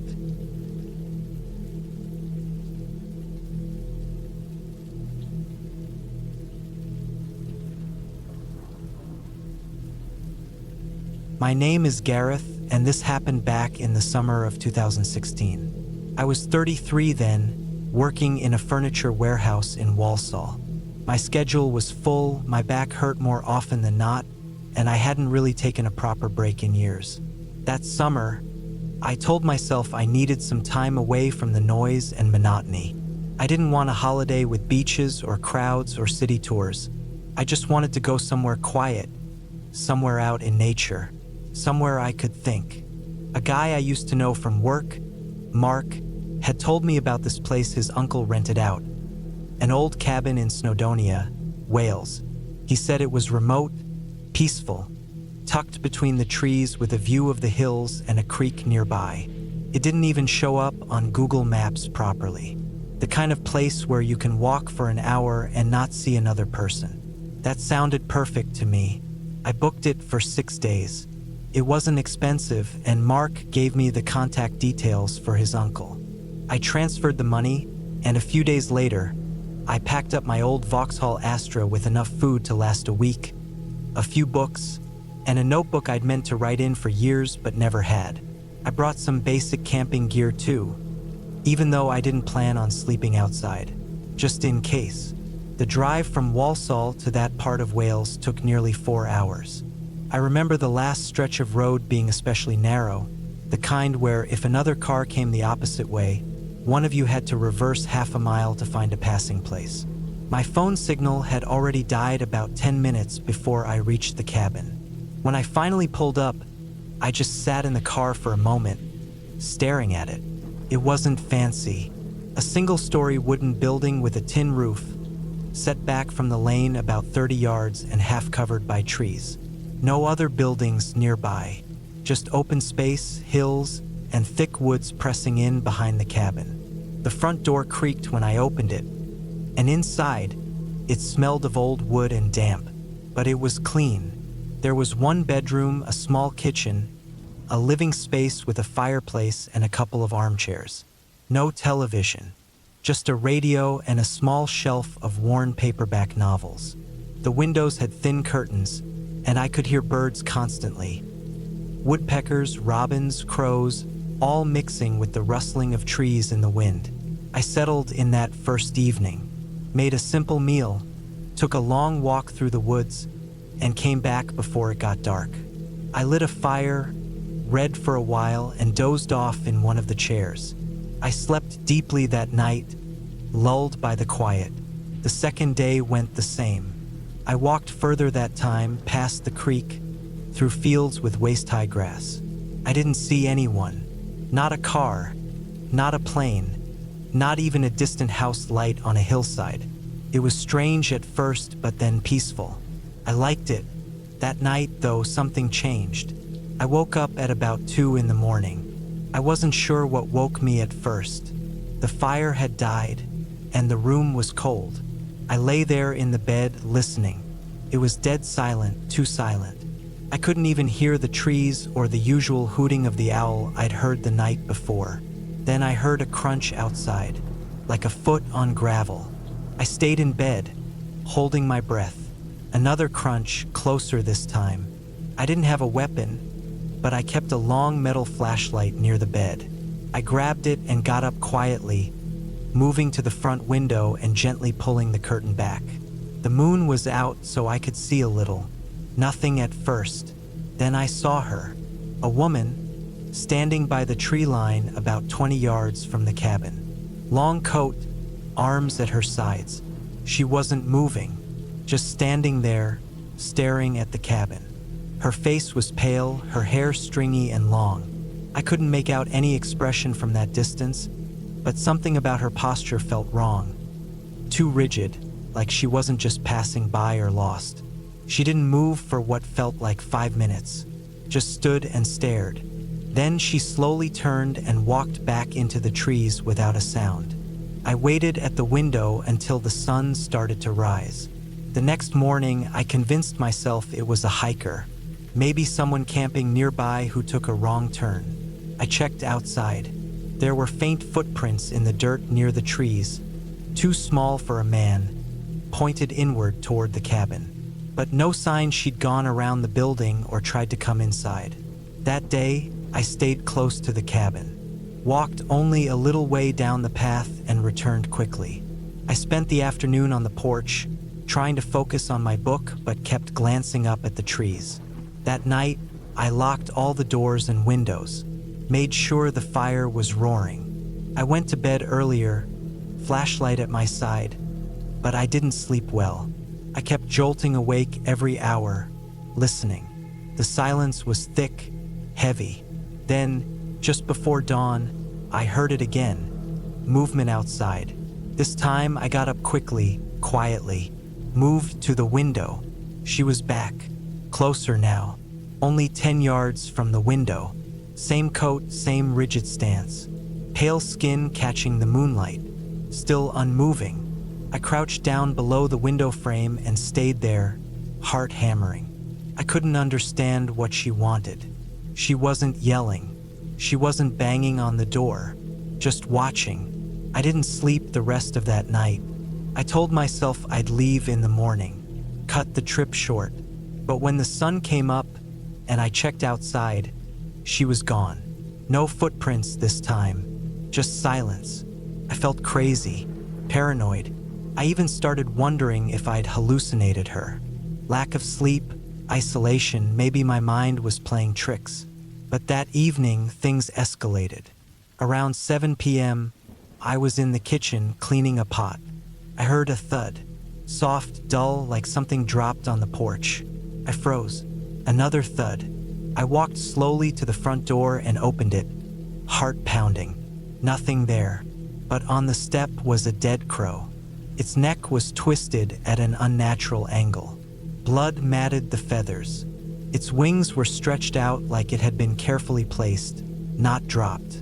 I backed into the cabin and closed the door, locked it. I pushed one of the armchairs against it and shut all the curtains. The rest of the night was worse than any so far. Every hour or so, I'd hear a soft scraping sound, like fingernails across wood. I couldn't tell where it was coming from. The front door? The side of the cabin? The roof? Once, I thought I heard something, or someone, breathing just outside the bedroom window, but I never saw her that night. When morning finally came, I'd made up my mind. I packed up everything as fast as I could, shoved it all into the car, and started the drive back. But about 10 minutes down the track, I saw something up ahead. She was standing in the middle of the road, about 50 yards away. I hit the brakes. She didn't move. I couldn't go around her. The road was too narrow and sloped on both sides. I sat there, engine idling, gripping the wheel so hard my hands hurt. Then, she slowly turned and walked into the woods again. I drove past that spot, doing almost 50, tires kicking up gravel. I didn't stop until I was on the main road. Back home, I didn't tell anyone. I kept it to myself. I didn't want to sound mad. I checked the news for days, searched online for missing people, strange sightings, local stories. Nothing. Not a single mention. I emailed Mark's uncle to ask if anyone else had reported anything odd. Never got a reply. Weeks passed, then months. I started sleeping better again. Started to convince myself it was all just some weird encounter. Maybe she was mentally ill, living in the woods. Maybe it was a prank. I tried not to think about it. But last summer, 7 years later, I was walking my dog through a park near Walsall.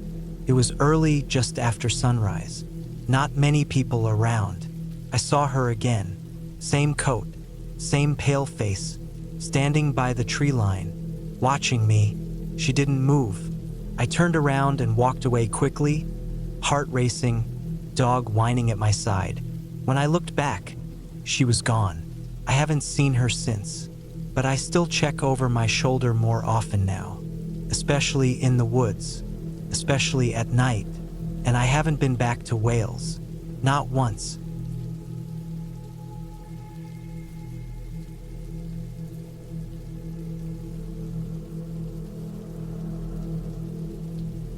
It was the fall of 2019 when I finally gave in to taking a solo break. I was 34 then, and after working non-stop for nearly 2 years without a real vacation, the burnout was settling in hard. I didn't want to go anywhere fancy. No airports, no crowds, no hotel check-ins. I just needed quiet, somewhere I wouldn't hear traffic or see a lit screen for days. A guy I used to work with, Evan, had told me about a small off-grid cabin his uncle owned out in the Smoky Mountains, not too far from the Tennessee-North Carolina border. It was nestled close to a narrow, rocky creek and surrounded by forest for miles. No electricity, no cell signal, just propane for heating and a hand-pumped well for water. I reached out to Evan and, after some back and forth, got the directions and a loose verbal agreement to stay there for a few nights. It took me almost 9 hours to drive there from where I lived in Indiana. I arrived just before sunset on a Wednesday. The air smelled of wet leaves, pine, and cold stone. It had rained earlier that day, and the dirt road that wound its way to the cabin had turned to a sticky mess. I parked my car 100 yards from the cabin on higher ground because I didn't trust the slope. From there, I carried my gear, backpack, duffel, groceries, and a rifle I brought mostly for comfort, down a steep, root-ridden trail to the cabin. The place looked like it hadn't been touched in years, with panels warped by time and weather, moss crawling up the side. The windows were small and smudged, framed by old iron latches. A sagging porch led to a single door that creaked under the slightest movement. It was silent otherwise, no birds, no bugs, just the dull gurgle of the creek about 30 yards downhill. I felt something tighten in my chest, but chalked it up to being alone after a long, loud year. Inside, the place was simple. One room with a cot in the corner, a wood stove, a small table, 2 chairs, and some old shelves with mismatched dishes and dented pots. A dusty oil lamp sat on the table. A thin rug stretched out underfoot, the color faded and stained with rings. No pictures, no mirrors. I stood there for a while, breathing it in. Musty but clean enough. I lit a lantern and unpacked what I needed. I kept most things in my pack in case something chewed through them or the roof leaked. I heated a can of chili on the small propane burner, ate in silence, and then sat outside on the porch watching the dark take over the forest. No stars, just heavy clouds rolling in. Cold crept up fast, so I went inside and built a fire in the stove. I didn't sleep great that first night. Not from fear, just discomfort. The cot was hard, and every noise outside sounded amplified. Twigs snapping, wind pushing branches, things skittering over the roof. I stayed in the cabin the next 2 days doing nothing but hiking, reading, napping, and sitting by the creek.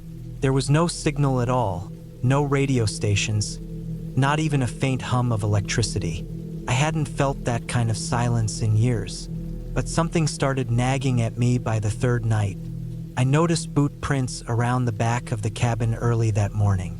I hadn't walked behind it. The prints were narrow with worn tread, not mine. They looked older, dried out, but not erased by rain. Maybe Evan's uncle had been by recently. Maybe a hunter. Still, I kept my rifle closer that night. That evening, I hiked about half a mile out to find a clearer view of the mountains. On my way back, I heard something in the woods. It wasn't an animal. It was too steady, like someone pacing themselves through dense brush. I stopped and listened, but whoever or whatever it was had already paused. I stared through the trees for a long time. Nothing, just dead leaves and trunks.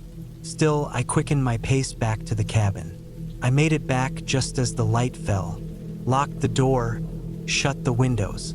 The fire cracked loudly in the stove while I sat eating beef jerky and trail mix, trying to read. I didn't like how my nerves felt, too sharp. Every thud outside pulled my eyes to the window. That night, I barely slept. I kept the rifle by the cot, one hand on the wood stock. Around 3 a.m., I woke up suddenly, not from a dream, just alert like something had moved me. The fire had gone out, but a faint smell of smoke still hung in the air. Then I heard it, wood crunching, not right outside, but close. I held my breath. More steps, slow, careful, not an animal. I eased off the cot, rifle in hand, and stepped toward the window. I kept the lamp low so I wouldn't silhouette myself. Looking through the corner of the pane, I saw nothing, just black trees and faint moonlight, but I kept hearing it. Slow footfalls on dry leaves, stopping, then starting again. I stayed up until dawn, staring through the slats of the window, hand aching from holding the rifle so long. I never saw anyone, but I knew they were out there. When the sun rose, I walked a wide circle around the cabin. There were fresh prints, same as before, worn boots, same size. This time they led closer to the creek and looped back up behind the cabin. I followed them about 20 yards into the trees and then lost them where the ground hardened. That was enough for me. I didn't feel safe staying another night. I packed everything fast, loaded my gear back up the slope to the car. I kept glancing through the trees, expecting to see someone watching me, but there was no one. Still, my skin wouldn't settle. I drove the gravel road faster than I should have, fishtailing through the mud until I hit pavement again. Relief only came after about 30 minutes of driving when I started to see houses again. 2 days later, I couldn't shake what happened. I called Evan casually just to ask when the last time his uncle had been to the cabin. He told me his uncle passed away 3 years ago. No one had been there since. He was confused when I told him about the boot prints, said maybe some hiker got lost or something, but the cabin was way off any marked trail. There was no easy way to it unless you already knew it was there. I looked up reports in that county. Nothing. No missing persons, no property damage. Nothing suspicious. I moved on, but something still lingers. The feeling of being watched, of someone being out there, just beyond view. I don't think they wanted to hurt me. If they had plenty of chances. I think they were just curious or territorial. Someone living off-grid, maybe in those woods. Maybe just a hunter who didn't want anyone near his spot. But the way they moved, the way they came back night after night, never revealing themselves, that wasn't just passing through. I don't go into the deep woods alone anymore. Not without someone I trust, not without a satellite phone. I still think about that night, though, lying on that cot with the fire dying and footsteps crunching outside. I didn't see their face. I didn't hear their voice, but I felt them, and I don't think they were far.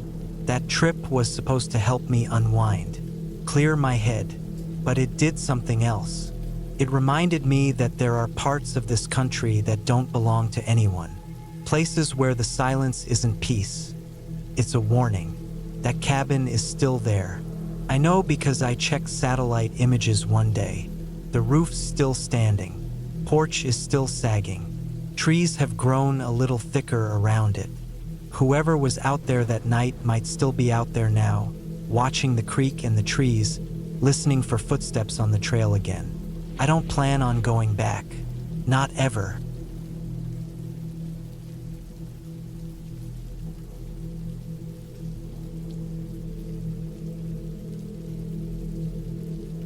I was 33 years old when I took that trip.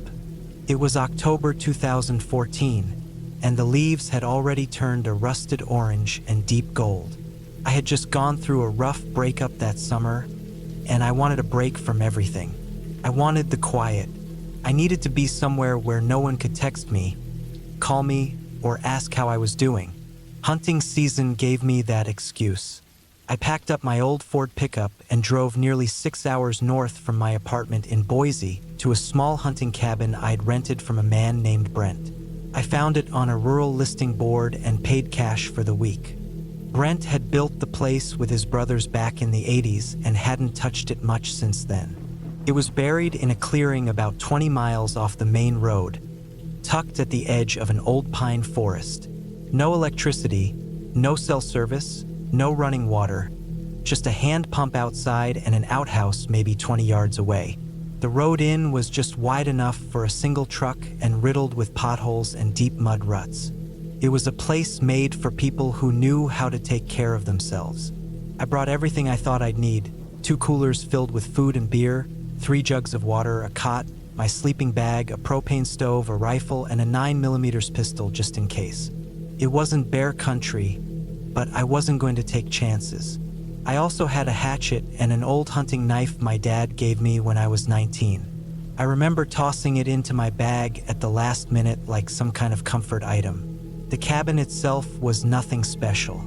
It was a square, weather-worn box with a little overhang and a few steps leading to the front door.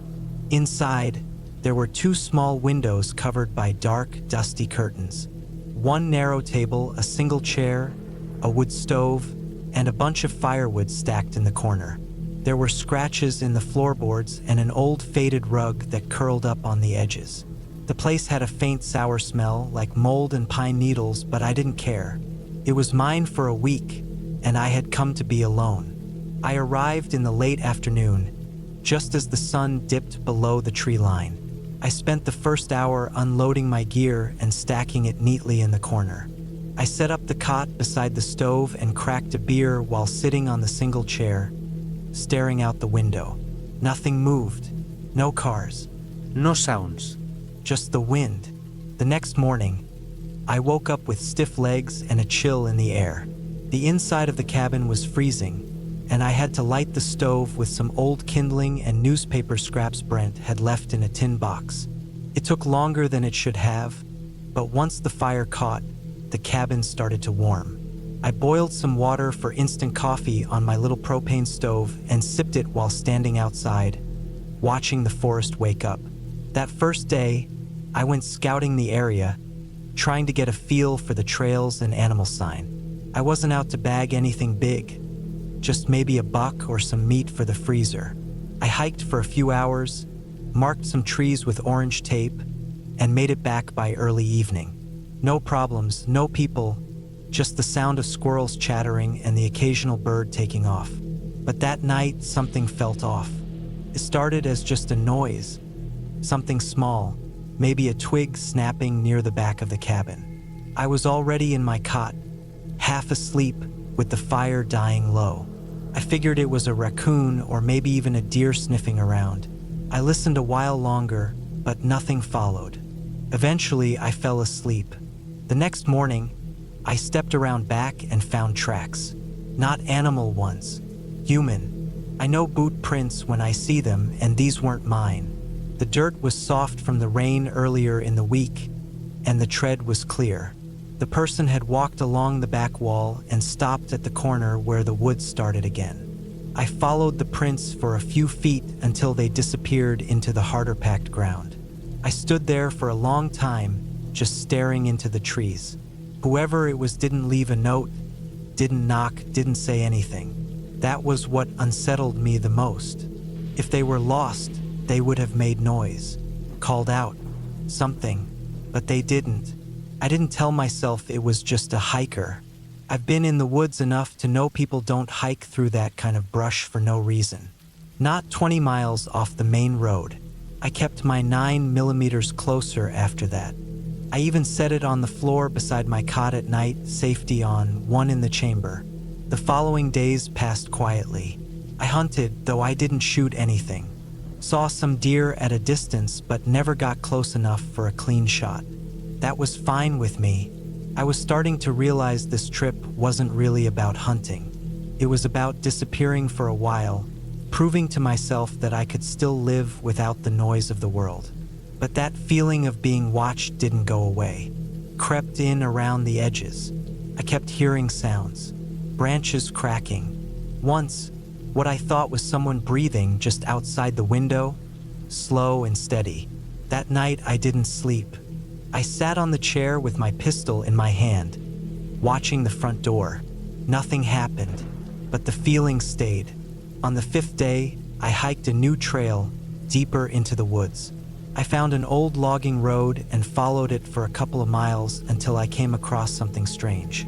It was a camp, or had been one, a half-collapsed tent. Trash scattered all over, cans, wrappers, an old jacket. A fire pit full of ashes and bones. Real bones, not big enough for a deer. They looked like dog bones, maybe, or something smaller. I didn't look too closely. There was no gear, no ID, no cooler. Just the tent and the garbage. And another thing. A tree nearby had been stripped of bark in long vertical lines, like someone had taken a knife to it, again and again, until the trunk was gouged out. I backed away slowly. I didn't touch anything. I walked back to the cabin in near silence, barely breathing. I kept looking behind me, expecting someone to be there. No one was. That night, I didn't light the fire. I didn't want the light to give away my position. I sat in the dark, listening. I barely moved, just held the pistol and waited. Around midnight, I heard footsteps outside. They were slow, steady, crunching the pine needles. Whoever it was circled the cabin once, maybe twice, then stood by the front door. I could hear them breathing again, just standing there. I couldn't bring myself to move. I don't know how long they stood there, but eventually, the sound stopped. I waited another hour before I even turned on my flashlight. The next morning, I saw it. Someone had tied a dead squirrel by its tail to the doorknob. Its eyes were missing. The body was stiff with the cold. Underneath it, on the door itself, someone had carved a single word. Stay. That was enough. I packed up everything as fast as I could. I threw gear into the truck without organizing it, just tossing it into the bed. I didn't eat. I didn't drink. I just drove. That road back out was worse than I remembered. I hit a rut so deep I thought the axle would snap. But I didn't care. I just kept driving. When I finally reached the highway, I pulled over and sat there for a long time, just shaking. I didn't call the police. I didn't report it. What would I say? Some guy breathing outside my cabin and a dead squirrel? A campsite with bones? They'd ask for evidence. I had none. And part of me didn't want to go back out there. I don't know who it was. Could have been some off-grid squatter. A trapper gone paranoid. Or someone worse. Someone who liked to watch. Someone who didn't want company. I never went back to that cabin. Brent called once to ask if I left some gear behind, but I ignored the call. I didn't want to talk about it. Still don't, really. But every now and then, when I camp closer to home, I get that same feeling. Like something is just past the tree line. Watching. Waiting. I keep my pistol closer now. And I don't hunt alone anymore. Not after that.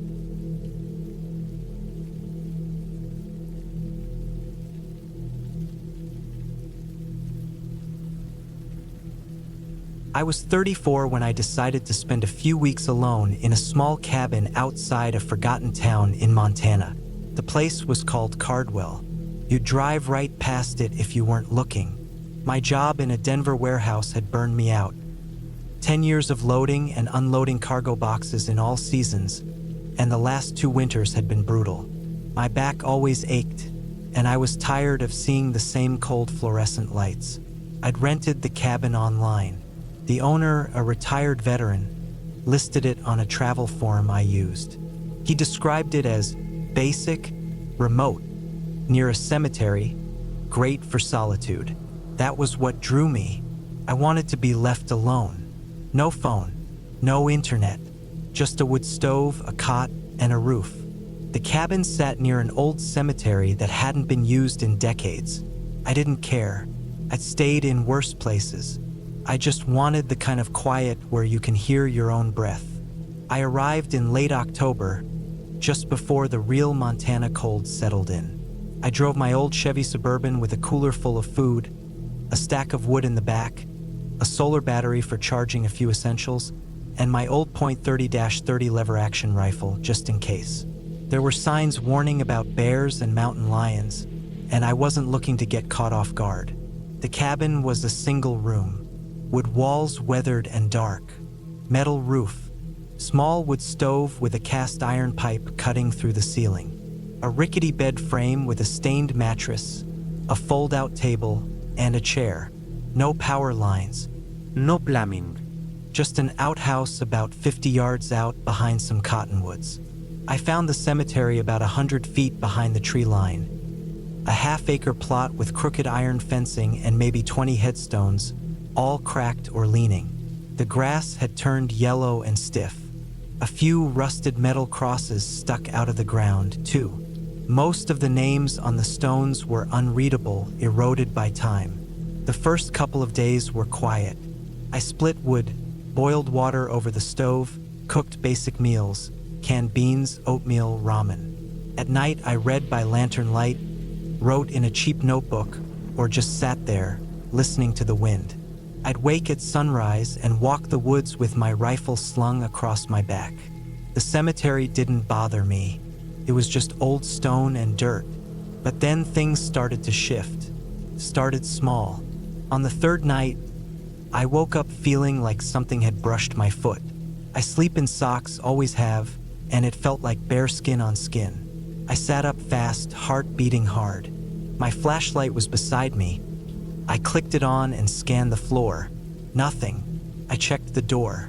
Still latched from the inside. I told myself it was just a dream or maybe a twitch. But I didn't sleep much after that. The next day, I hiked farther out, hoping to clear my head. There were old logging trails behind the cabin. I followed one of them for hours, pushing through thick brush, sometimes stopping to listen for movement. No people, just crows and the occasional snap of a branch. When I got back, it was late afternoon. I found boot prints in the dirt outside the cabin. Not mine. I stood there staring at them. The heel marks were deep. The boot had a wide toe, definitely not my hiking boots. I checked around the cabin but saw nothing else. No trash, no sign of gear. Just those prints leading up to the porch and then vanishing into the brush behind the outhouse. I spent that night awake, my rifle across my lap, lantern low. Every creak in the wood made me tense. I didn't hear anything outside. No footsteps. No breathing. Just wind hitting the walls now and then. When dawn came, I stepped outside to piss, and the whole place felt different, like the trees were watching me. There's no real way to explain that feeling, you just know it when it hits you. That afternoon, I walked the property with my rifle in hand. I followed where the boot prints had gone. They disappeared behind the outhouse, but I kept going, moving slow. Eventually, I found an old trail. It was overgrown and led toward the cemetery. I hadn't noticed it before. I followed it about 50 yards and came across a tree stump with an old tin can sitting on it. The can had ash inside. Someone had used it as a kind of burner. Around it were small piles of rocks and bits of string. I didn't touch anything, just looked and left. That night, I heard something outside the cabin. Not an animal, something heavier. A slow shuffle in the dirt, like boots. Then a thump on the side of the wall. I held my breath, heart in my throat. I killed the lantern and sat in the dark, watching the door. I had my rifle, Safety off. Then it stopped. Just silence. I sat there until morning. The next day, I walked around the cabin. There was a mark on the sidewall, a single boot scuff right below the window. Same tread as before. I packed my gear. I was going to leave early. I didn't feel safe anymore. But when I got to my Suburban, the front driver's side tire was slashed. Not blown, cut. A clean slit along the sidewall. No spares. I was stuck. I took the rifle and hiked down the dirt road for signal. But there was nothing. I was too deep out. I tried walking farther, but after 2 hours I turned back. I wasn't going to make it to town and back before dark. I figured I'd try again in the morning. That night was worse. I tried not to sleep.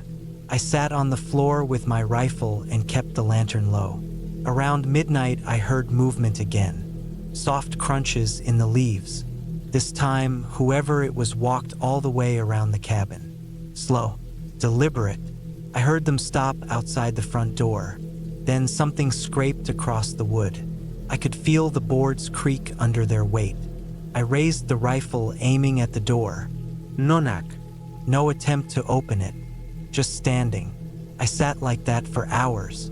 Eventually, the noise stopped. When daylight came, I opened the door and looked around. Nothing but old prints in the frost. But something else caught my eye. A bone. A small animal bone, maybe a rabbit's femur, placed upright on the porch rail. It hadn't been there before.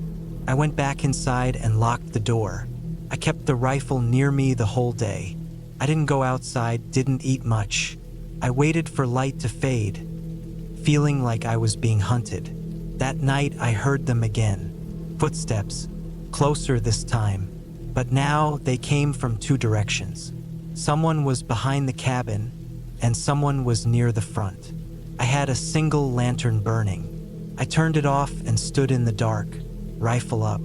I waited, then I heard it. The door handle moved, just a click and a slow jiggle. Then nothing. I stood still, barrel pointed at the door. Whoever was out there didn't try to open it again. At some point, I must have dozed off against the wall because I woke up in the morning with my rifle still in my hands, neck sore, legs numb. I opened the door carefully. There was something written in the dirt with a stick. A single word, soon. I packed everything, food, tools, notebook. I left the water jug. I strapped my pack tight and took my rifle. I wasn't going to wait around for whatever soon meant. I followed the road all the way into Cardwell. Took most of the day. My legs were dead by the end. I stopped at a gas station and called the sheriff. They sent a deputy out to the cabin later that week. He said he didn't see anything strange except for some worn boot prints and the words still faintly scratched in the dirt. No sign of anyone else. He figured it was a prank, maybe someone messing with me. Said the area had some squatters or weird locals who liked to keep to themselves. I never went back. I called a tow service to drag my Suburban out. Sold it. Didn't even want to sit in it again. Now, years later, I still think about that place. I still think about the way they moved around the cabin, slow like they knew they had time. I think about the small fire pit with the rocks and string, and I wonder what those meant. I wonder how long they'd been watching me before they let me hear them, and what they would have done if I'd opened the door. I don't go camping anymore, and I don't trust silence the way I used to. That graveyard cabin taught me that being alone isn't the same as being safe. It taught me that the scariest things are the ones that never speak, never show their face, but let you know they're there anyway. They were waiting for something, and I didn't want to be there when they got it.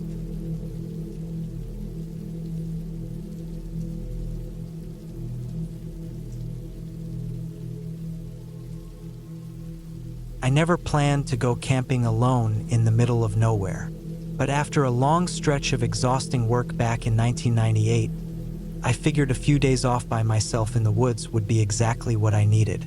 I was 29 then, working as a junior engineer in a factory in northern Minnesota. The job was demanding, and the city life felt suffocating. I wanted silence, fresh air, and time to clear my head. I'd heard about the old cabin somewhere deep in the Chippewa National Forest, near Cass Lake. It was an abandoned hunting cabin, off the usual trails, forgotten by time. The forest there was dense, full of towering pines, birch, and thick undergrowth. The place had a reputation for being creepy, but I didn't care about stories. I just wanted to be away from people and noise. I packed my old green backpack with the usual gear: tent, sleeping bag, canned food, water, a small stove, and a flashlight. I drove up in my beat-up Chevy and parked at the forest's edge early one crisp October morning. The air was chilly but not freezing yet. The sun had just started to burn through the morning mist. I set off on foot with a map and a compass, knowing roughly where the cabin was marked on old forestry maps. The trail was faint, more like animal paths than official ones. I pushed through thick brush, my boots sinking into wet leaves and moss. The forest smelled rich, earthy, piney, damp. After hours of hiking, my legs were tired and my shirt damp with sweat under the heavy backpack. Just as I started to wonder if I'd gone the wrong way, I spotted it. The cabin. It was small, made of rough logs stacked and chinked with moss and clay, with a sagging roof covered in faded tar paper. The windows were dirty and cracked, some panes missing. The door hung crooked on rusty hinges. It looked abandoned, maybe for decades. I felt a strange mix of excitement and unease. The silence around the cabin was intense. No birdsong, no wind, just the sound of my own breathing and footsteps. I dropped my pack, pulled out the flashlight, and pushed the door open with a creak that echoed through the hollow inside. The cabin's interior smelled stale and musty, like old wood and damp dirt. The floorboards creaked under my weight. Dust hung thick in the air, floating in the beam of my flashlight. There was a small stone fireplace with old ashes and charred wood, a wooden table with broken chairs, and some scattered, decaying papers on a shelf. As I stepped inside, I noticed something odd on the floor near the back wall. At first, I thought it was a pile of clothes or a bundle of rags, but as I got closer, my stomach twisted. It was a body, a human body lying face down, half curled against the wall. I froze, my heart pounding in my chest. The skin was pale and blotchy, the clothes torn and dirty. The face was turned just enough for me to see sunken eyes, the glassy stare of death. The smell hit me then, an awful mix of decay, mildew, and something metallic. The body had clearly been there a long time. I swallowed hard and took a step back. My mind raced. Who was this person? How did they die here? Why hadn't anyone found them before? I scanned the rest of the cabin carefully, looking for clues. On the table was an old, rusted knife, its blade dull but stained dark. Near the body were scraps of torn fabric and a small, leather-bound notebook. I picked up the notebook carefully, the pages brittle and yellowed. Inside, I found faint handwriting, shaky and faded. The entries were dated about 5 years earlier. The writer was a man named Harold, who had apparently been living in the cabin for some time. He wrote about his struggle to survive the harsh winters, about hunting and gathering food, and about a growing fear of being watched. The last entry was abrupt, unfinished. I put the notebook down, trying to steady my nerves. I knew I had to get help, but the nearest ranger station was miles away, and my phone had no signal. I sat down on a broken chair and tried to piece together what had happened. From the signs, it looked like Harold had been stranded in the cabin, isolated and sick. The torn clothes and knife suggested maybe a struggle or a desperate attempt to defend himself. His body was already cold, stiff, and obviously long dead when I found him. I decided to make camp inside the cabin for the night. I had a basic first aid kit and enough food to last me a couple of days, but I didn't want to leave without alerting someone first. I lit a small fire in the fireplace, careful not to cause damage. The flames cast flickering shadows on the cracked walls, and the cabin suddenly felt less like a tomb and more like a refuge. But the image of the dead man stayed with me. During the night, the forest noises came alive. The hoot of an owl, the rustling of leaves, distant animal calls. The cabin creaked and groaned as the wind pushed against it. I tried to sleep, but I kept waking up, my mind spinning with questions and uneasy thoughts. The next morning, I packed up and set off back toward the trailhead. As I walked, I noticed broken branches and footprints in the dirt. Someone else had been here recently. I didn't know if it was someone connected to Harold or just a hunter passing through. When I finally reached the ranger station, I reported everything. They said they'd send a team to investigate and search the area more thoroughly. The officials thanked me for coming forward and assured me they would handle the situation. A few weeks later, I heard that the body was identified as Harold Mitchell, a man who had disappeared years ago. Apparently, he had left the city after losing his job and had chosen to live off the grid, surviving in the woods until winter had gotten the best of him. The cabin was cleared out, and the Forest Patrol increased its monitoring of the area.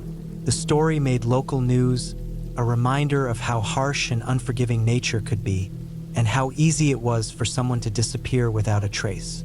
For me, that trip changed how I saw the wilderness. It wasn't just peaceful or beautiful. It could be lonely and dangerous, a place where people could slip away from the world and sometimes never come back. Even now, years later, I think about that cabin, about Harold lying there all alone in the dark, waiting to be found. It's a sobering thought, one I carry with me every time I step into the woods.